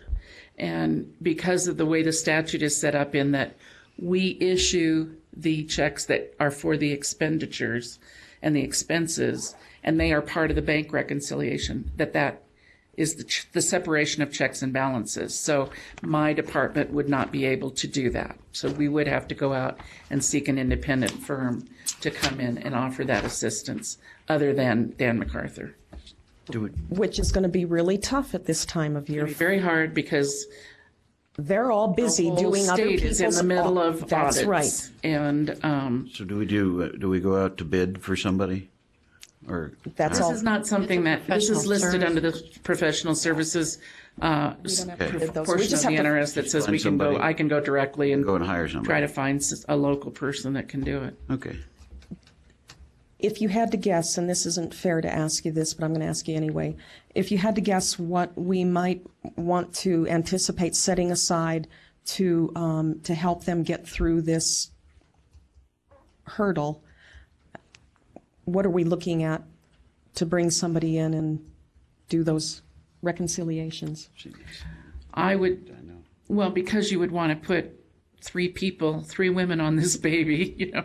I mean, you can do work to some extent in parallel. It doesn't have to be serial. So we would probably have 3 to 4 people working this. I could see that it might go between $25,000 and $50,000. Okay. So Brian, what next? Sorry, I only I know. identify problems. I don't solve them. Well, and I think, since this is out there, I mean, there are some concerns. I mean, when you look at the requirements of the monthly reports that are supposed to be given, they do require basically apportionment to all funds each month. So it's 30 days. So a report that's given now is for the month previous. So you have 30 days in which to prepare your report.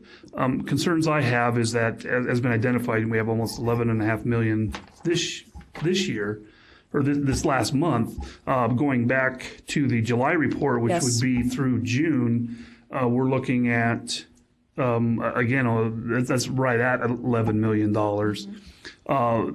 The other concern I want to point out that it kind of struck me is cash on hand for each one of the monthly reports is exactly the same. Yes. I seriously doubt how that is even possible, down to 23 cents of every month having the exact same amount of cash on hand.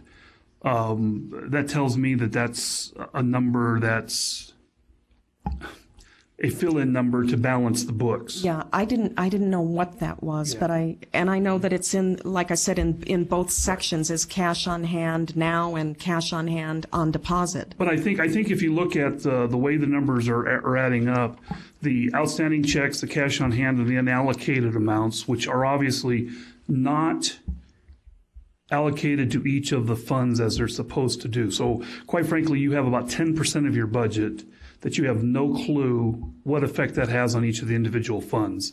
When you look at that, it's clear that in his number that's how we get to the number, because he's showing the total fund balances of $120,264,000, and he's taken those items out from the money on deposit to get to the $120,264,000. So it's clear that $11.5 million has not been apportioned to each of the funds. So you don't know the true fund balances, and it is a problem. I think it's already been identified what the legal requirement is, and I think it's really just a question of what the commission wants to do. It's what we have to do. Yeah. It is a mandatory requirement by statute. I mean, that's what the law says. And, it indicates that failure to prepare the reports constitutes malfeasance, nonfeasance. Or misfeasance. Okay. Mr. Sweeney. Yes, Dan Sweeney, SWEENEY. I echo Joni completely on that. We just put in for our extension of time through Warner Ambrose through the 19th of January. And we haven't been reconciled to anything. Donna's been, my administrative supervisor, has been keeping a track on interest payments on there, and we haven't been reconciled. Right. And talking with Daniel MacArthur, which is also our outside auditor, he's very concerned about that. And it's putting us at a this is the second year in a row we've had to do this, I think four times in 20 years out there, but it's really putting my board asking a lot of questions of me, and then me kind of blaming the treasurer and everything else because it's out of our hands also. So I just like to echo that. And I know James Eason is also, we were talking in the back, and I think that's what I got yelled at earlier. He's concerned about it. He's concerned about it also. Yeah, who was that yelled at you? I didn't yell. I shushed. Who was it? My commissioner. I thought she was Gary's commissioner. That's right. Dan has his own commissioner. You yelled at him. I did not. I went shh, very gently. Do we need to give Pam direction here? Or Brian, the other thing, I just noticed this. On the October report, if you look at the total, $120,264,047.45, and then the money on deposit is $132,942,000. That's a difference of $12 million. Where is that $12 million? Where is it? Is it a combination of the outstanding checks and the unallocated, or is that included in that? Okay.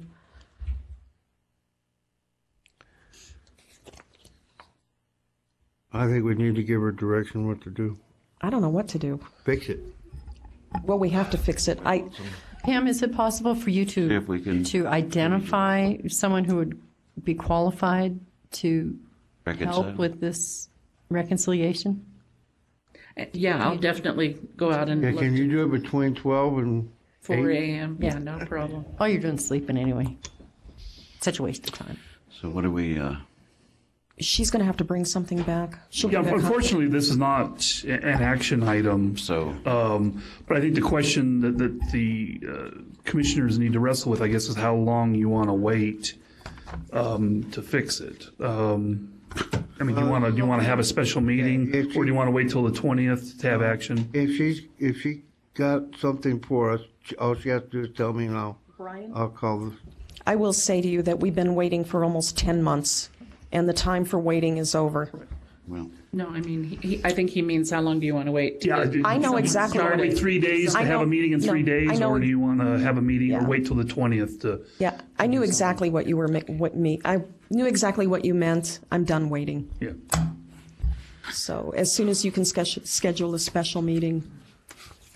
can I have a nit to pick. This is not to lessen at all the seriousness of what we just talked about, but the one thing I noticed here from March all the way down is our economic development Fund 265 has 2 cents. 22 cents, yeah. It's been like two- that for. 2 cents. Oh, Not 2 cents. 22. Public lands has none. 2 cents. Public lands has none. Yeah. I was I don't know just what that's for. wanted to say. That was the donated money during the Sagebrush Rebellion days. Oh, Dick's. Remember Dick's that? contribution, that's right. But I know there are more serious things, important things, but I just am kind of concerned that economic development has a fund of 2 cents. So whatever the board decides we need to move forward with, let's do that. You got your marching order? Okay. We'll go to item 20C for possible action, discussion, deliberation regarding a lease agreement with Tonopah Sand and Gravel for property at Tonopah Airport. Really? See, I got a whole bunch of questions on this one. Hey, Carl.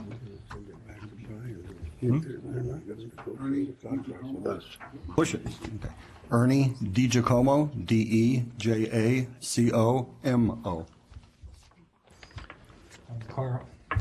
Carl Wright, WRIGHT.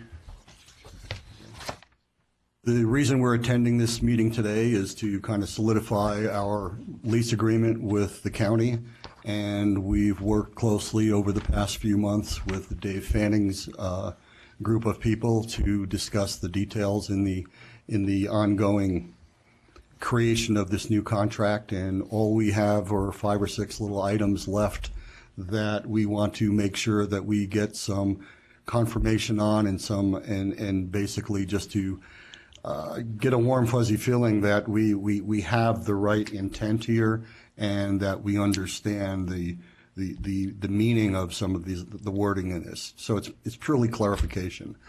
I'm kind of surprised this went forward. I assumed this was going to get pulled because I was under the impression that you were asked to contact county staff about this this contract before it ever went on the agenda, and we never got a phone call from you. So I was kind of surprised to hear it to see it on the agenda. I thought it was going to be pulled.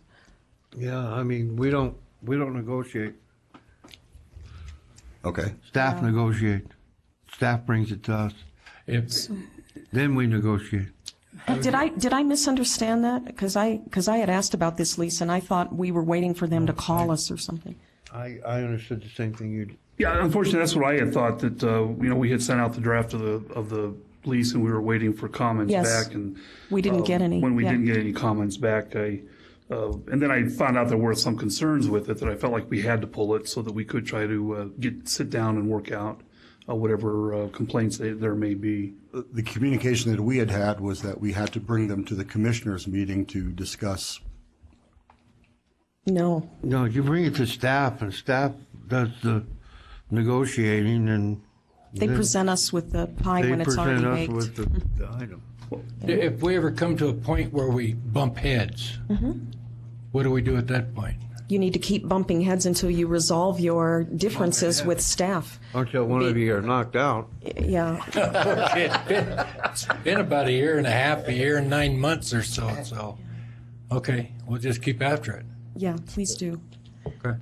And I will have the attorney that's handling this matter, make contact so that we, because again, we've had no direct communications as far as what the concerns are.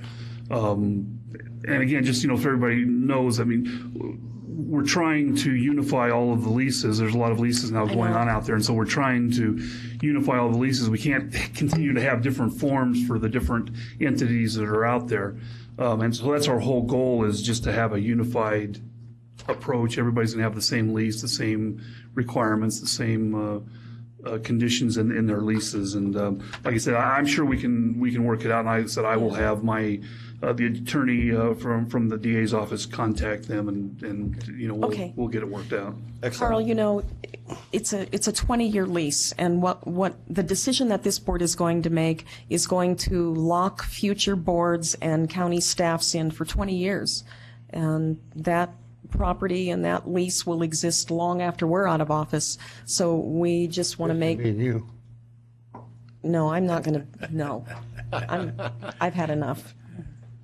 Yeah, so we just want to make sure that whatever the final document is that we adopt It protects everybody. It offers Us too, yeah, that's equal the same. protection for you as well as the county, as well as the taxpayers who own the property. So. Okay, not a problem. Okay. So we'll receive communication then from, yeah. But, Mr. Chairman, I have concerns. Do I need to talk to you, Brian?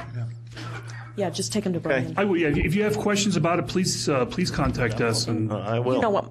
Oh, I'm sorry. Go ahead. Yeah, I didn't know if I want to do it here or separate. I think it's better to, if you have concerns, give them to us. I mean, that's what we want to do. We really want to have a finished product. Yeah. When we come in. Well, one of the main concerns I have is under page 7 of 44, 1.5.2 revenues, 50 cents a yard for pit run and 15 cents a yard for screen material. I worked with BLM for 10 years, and there was a set rate, anywhere from $1.25 a yard down. So I would have heartburn with not having the same price per yard no matter what goes out of there. Number one, that was my number one concern. Yeah, well, that's a number that we would not have made up. So I mean, that would have come from some source. I don't know if it came from Dave or if it came from the old contract. I don't. Maybe the old contract. Yeah, it probably came from the old contract. With all due respect, I don't think that any federal document necessarily sets the standard for anything I want to do.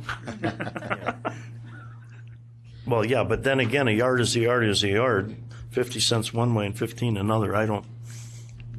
To me, after being in the gravel business myself, it should be a unified number. Some of the other. Is it the difference between? It's the difference between processed and unprocessed.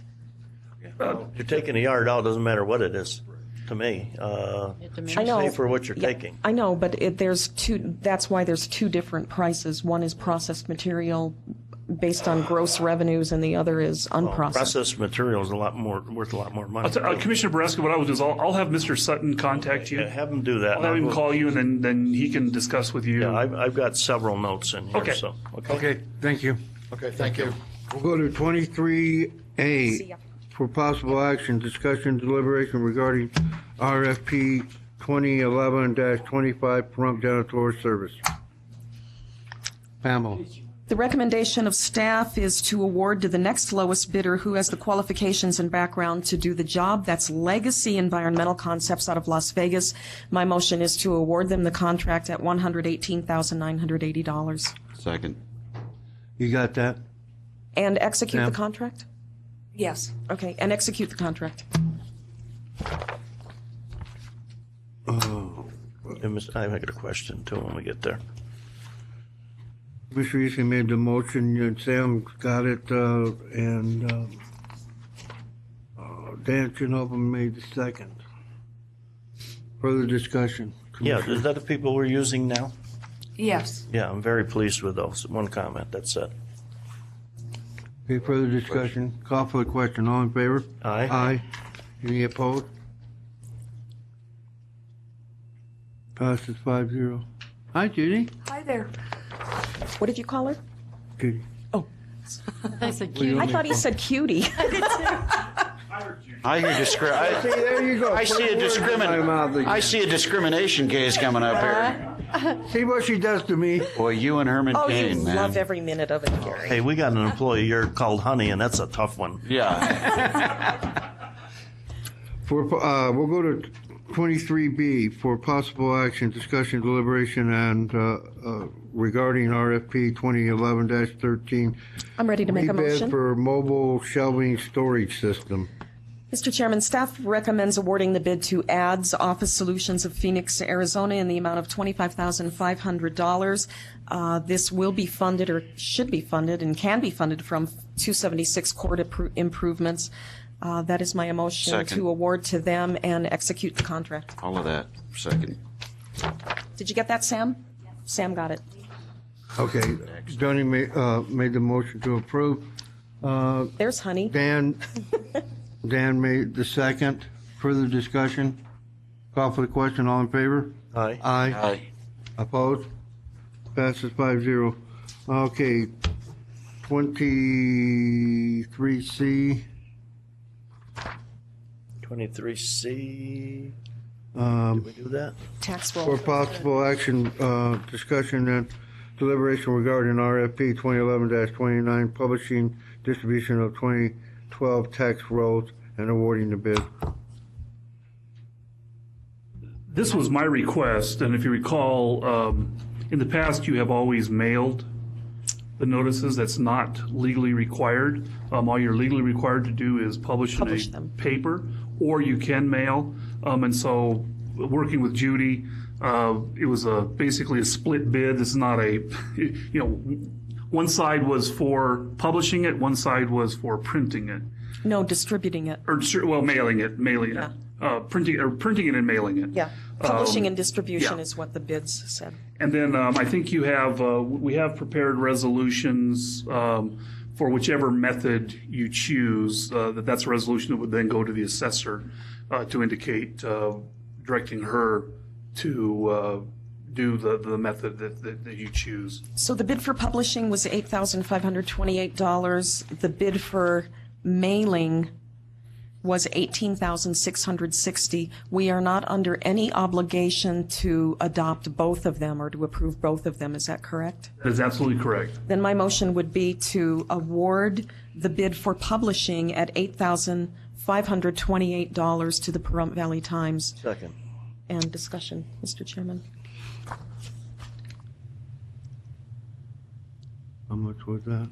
$85.28 for publishing only. Further discussion. Okay, Commissioner Eastley made the motion to award the bid to Pahrump Valley Times at $8,528. Yeah. And you second? And Commissioner Brasky second. Further discussion? Yes, Mr. Chairman. Go ahead. My concern is awarding a bid to a paper that would print lies and not retract them when asked to retract from the editor and from the publisher. That's my only comment. Commissioner Shinhoff and we appreciate that, but unfortunately, this is something that we are required to do. Absolutely. It's the only weekly paper. It's one of the only 2 weekly papers in the county that has the proper credentials to do that. And I'm not diminishing the problem that you're having, but that's a personal issue between you and the paper. And I would caution you letting personal issues get between you and a vote. We haven't got to the vote yet, and as far as a personal issue, I think it goes to the heart of the credibility of the paper. But please, let's get to the vote. Okay. I still have a comment. Oh, I'm sorry. I would like some help, maybe from your office, Brian, I want to push that BDR again next time for putting this on a website. It's actually permitted to be on the website. We can do it. There's nothing now. that's stopping us. We just can't do it solely on the website. Correct. That's what I mean. Oh, right. We need to change that and get that out there. There's no reason to be spending this kind of money. What it does provide me with is 3 days of fire starter. I agree. Actually, that's a very good idea that maybe we should draft a BDR. Yeah, but we need fire starter. It comes up, done before. Brian, it comes up every session. Oh, it does? We're not as powerful as the newspaper lobbies. Well, let's just try it again, because this new economic climate that we're in might be an offer. Bring that to NACO. I will. Okay. Call for the question. All in favor? Aye. Aye. Aye. All right. Hold on. Wait a minute. I got. Oh, shoot. Donna Cox? Go ahead. Hi, that's all right. I don't think she got that to you. I just have to say that I agree with all 3 of your comments up there as far as this goes. And I just wanted to speak, if you were going to go for the 18,000, I was against that. But Okay. you're good. Everything's fine. Thank you. Thank you. And Mr. Chairman, I apologize. I have an email from Terry and Robin Rivero expressing their dissatisfaction with this process because it would appear as though the ones that are published will only go to subscribers of the Pahrump Valley Times, which means that nobody outside of Pahrump, unless they subscribe to the Pahrump Valley Times, would get them. But if we can have a mechanism for posting the information on the website and maybe talk to the Pahrump Valley Times about making copies available for pickup in every community, we might do that. And Sam, I told Robin that I would make sure that this became part of the official record, and Dan will hand it to you. Thank you. May I comment? I do believe that they're also talking about printing it in the Bonanza, the Tonopah Bonanza. Okay. Also.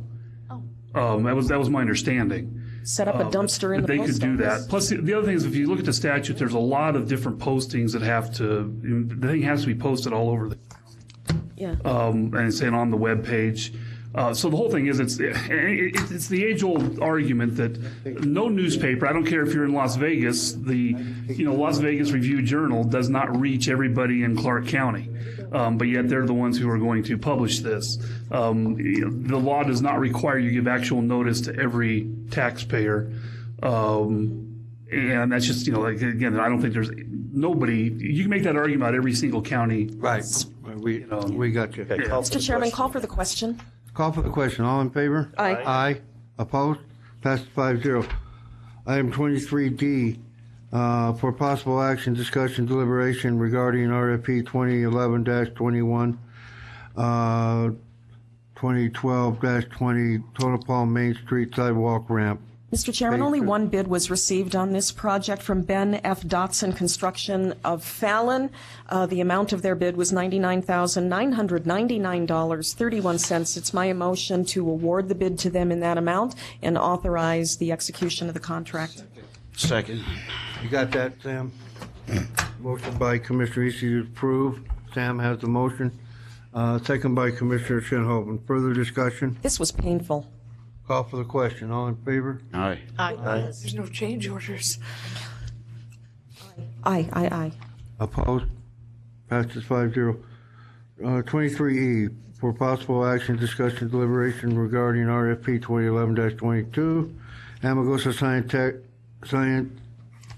Technology Park Well Pump Building, and awarding the contract. Mr. Chairman, I'd like to make a motion to follow staff's recommendation and award the bid to Floyd's and execute the contract. Second.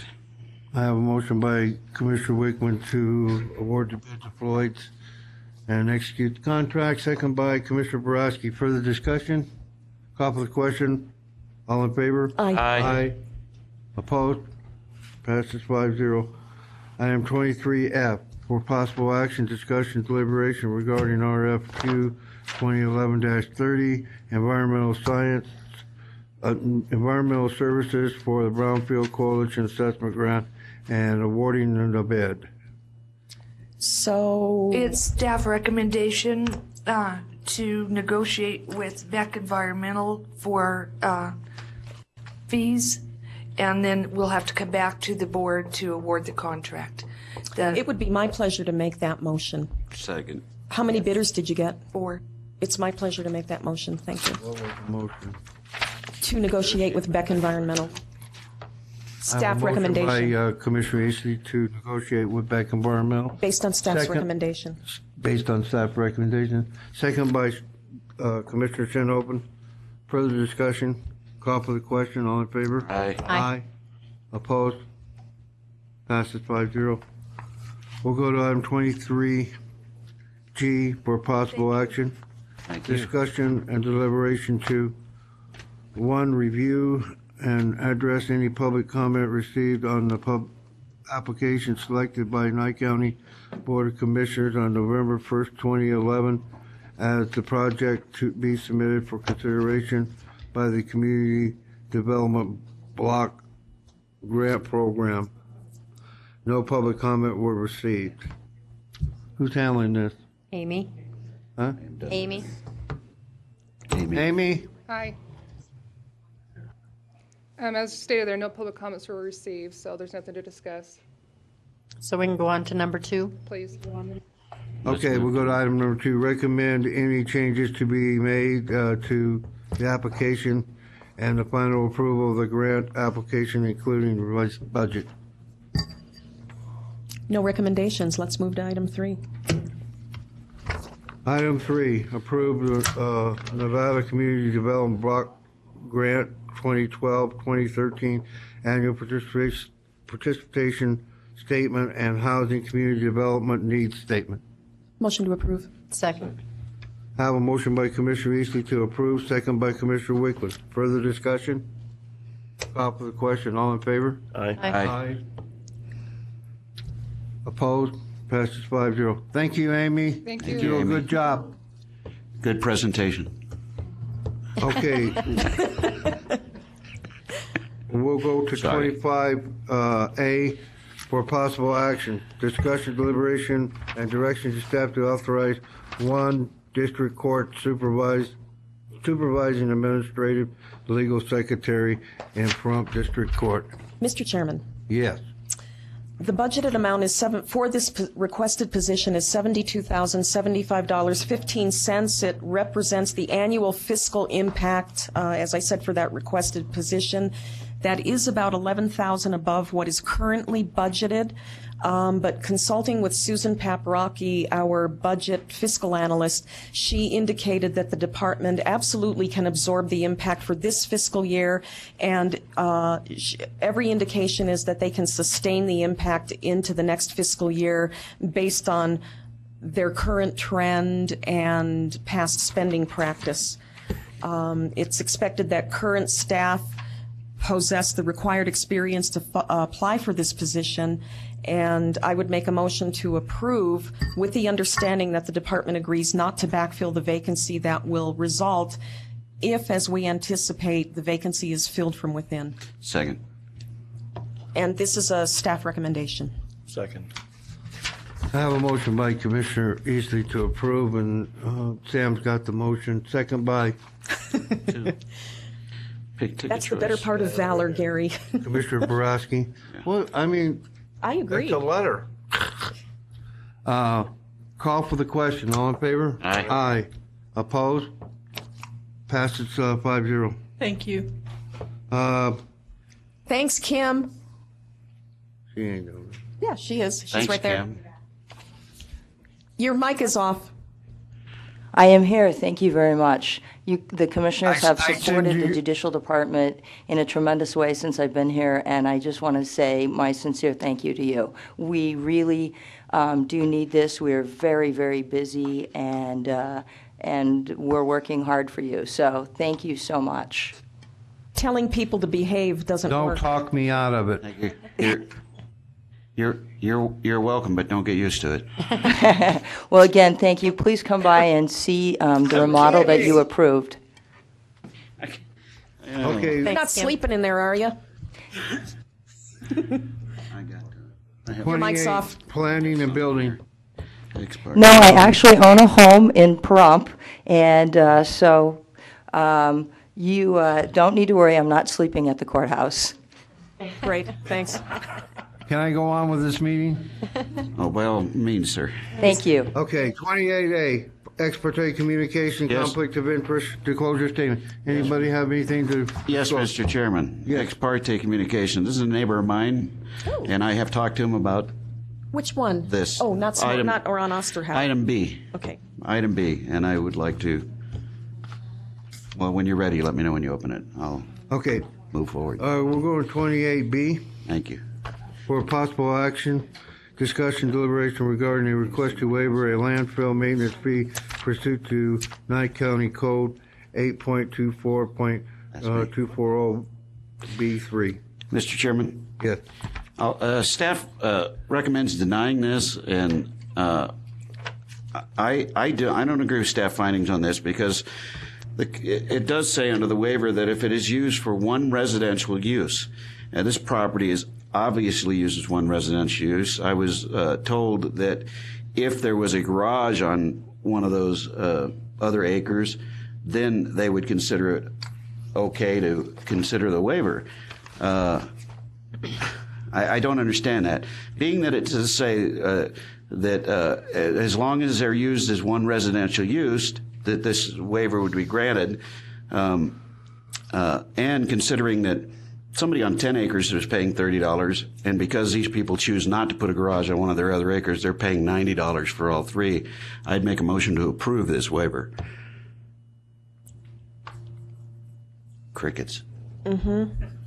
Yeah, because Dan, actually, the request for waiver doesn't meet the criteria for approval of the waiver.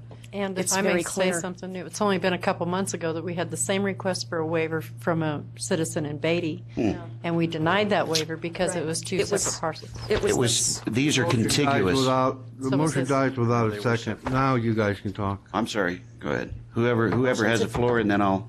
Motion to deny the waiver request based on the recommendation of staff. It does not meet the criteria for approval. I agree Second. with staff. I have a motion by Commissioner Eastly, disapprove the waiver on recommendation of staff.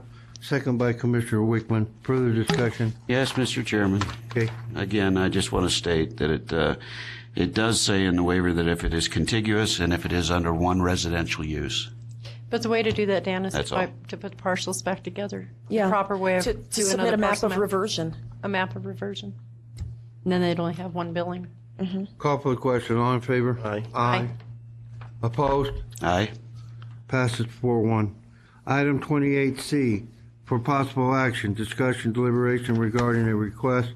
1, approval of an application for a parcel map proposing to divide approximately 22.7 acres into one 15.2 acre parcel and 3 2.5 acre parcels. Mr. Chairman, based on staff recommendation, I'd move to approve the Osterhaus Trust parcel map, subject to the conditions as outlined in the conditions of approval section of this report, after having made the findings outlined in the staff report. Oh, Second. Do you get that one too?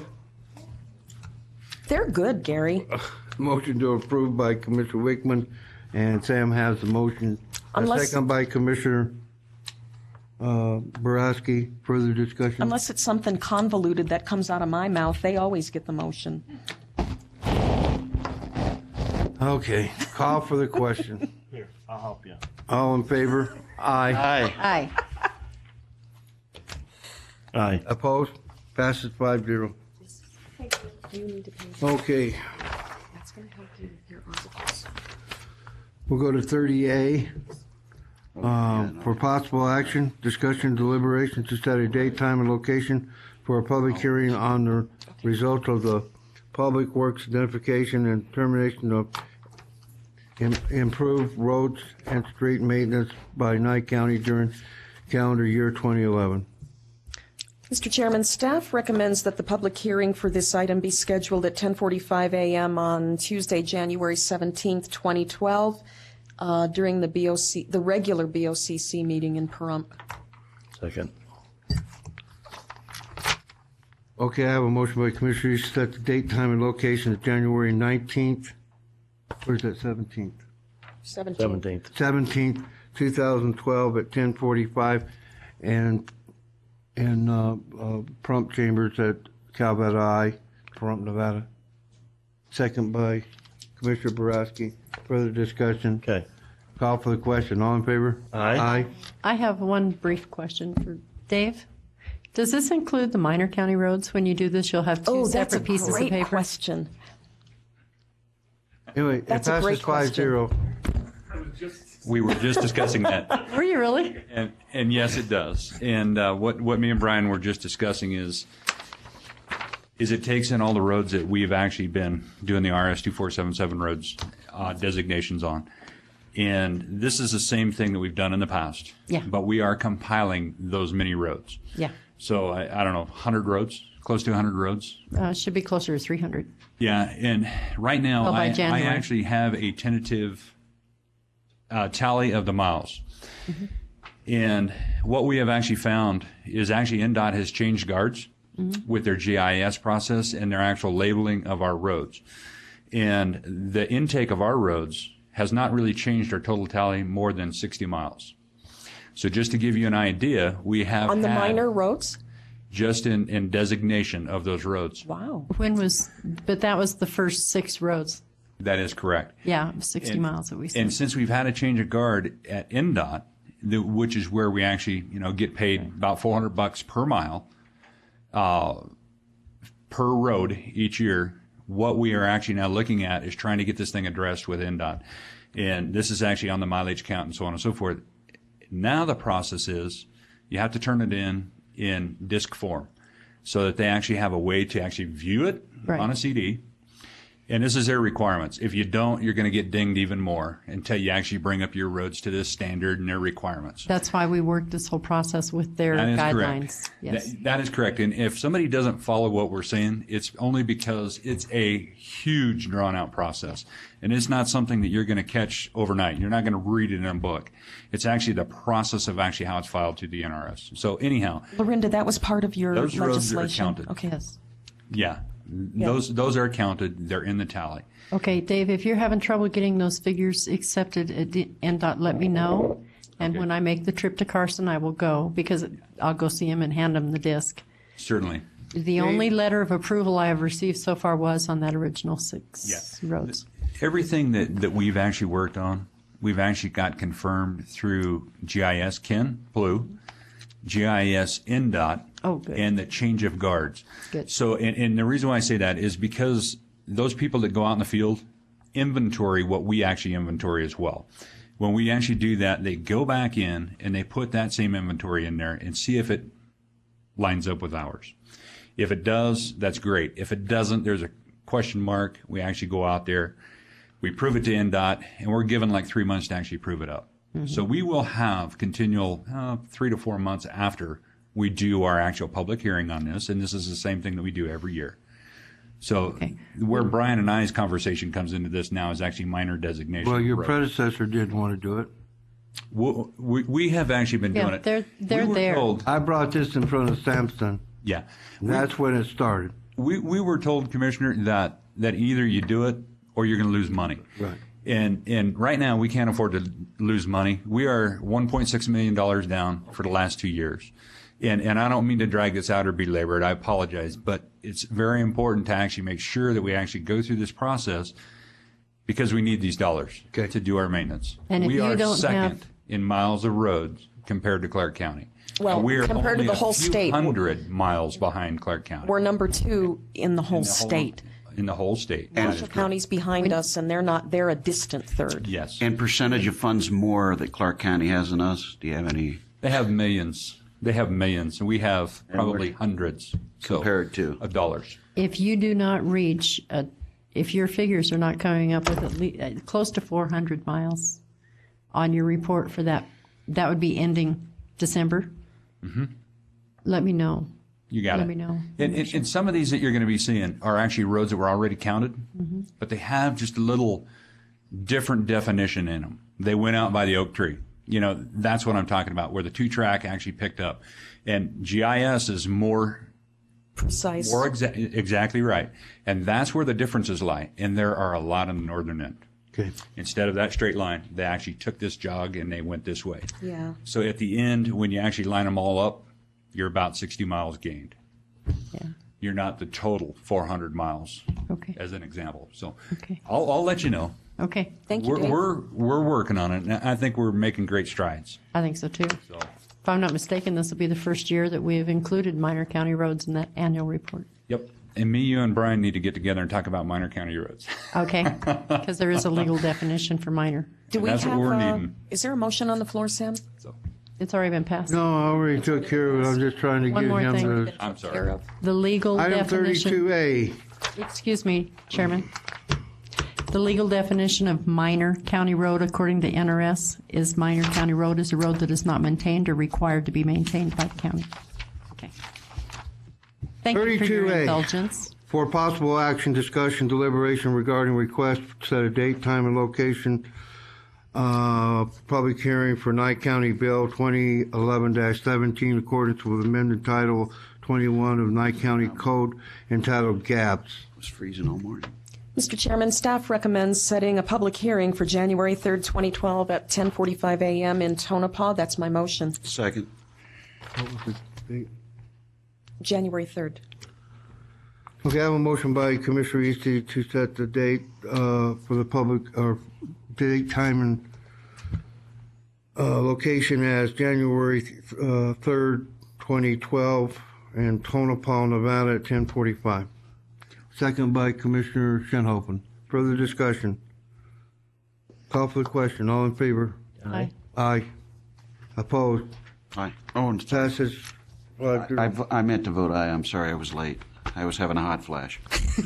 Oh, well, you're the cause of global warming. I am. Mr. Chairman. Yes, ma'am.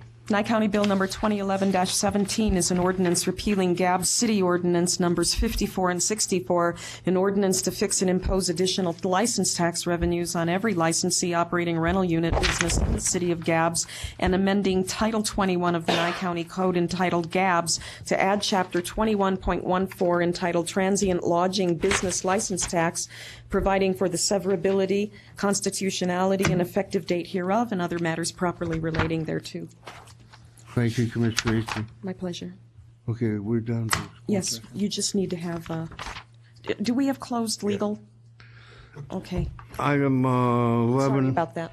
11D, for possible action, closure of meeting pursuant to NRS 241. Mr. Chairman, can I make a suggestion? Yeah. To maybe do the final general public comment and announcement periods and then adjourn, so staff, because this is a closed session, it's not, it's a non-meeting. Is there any announcements?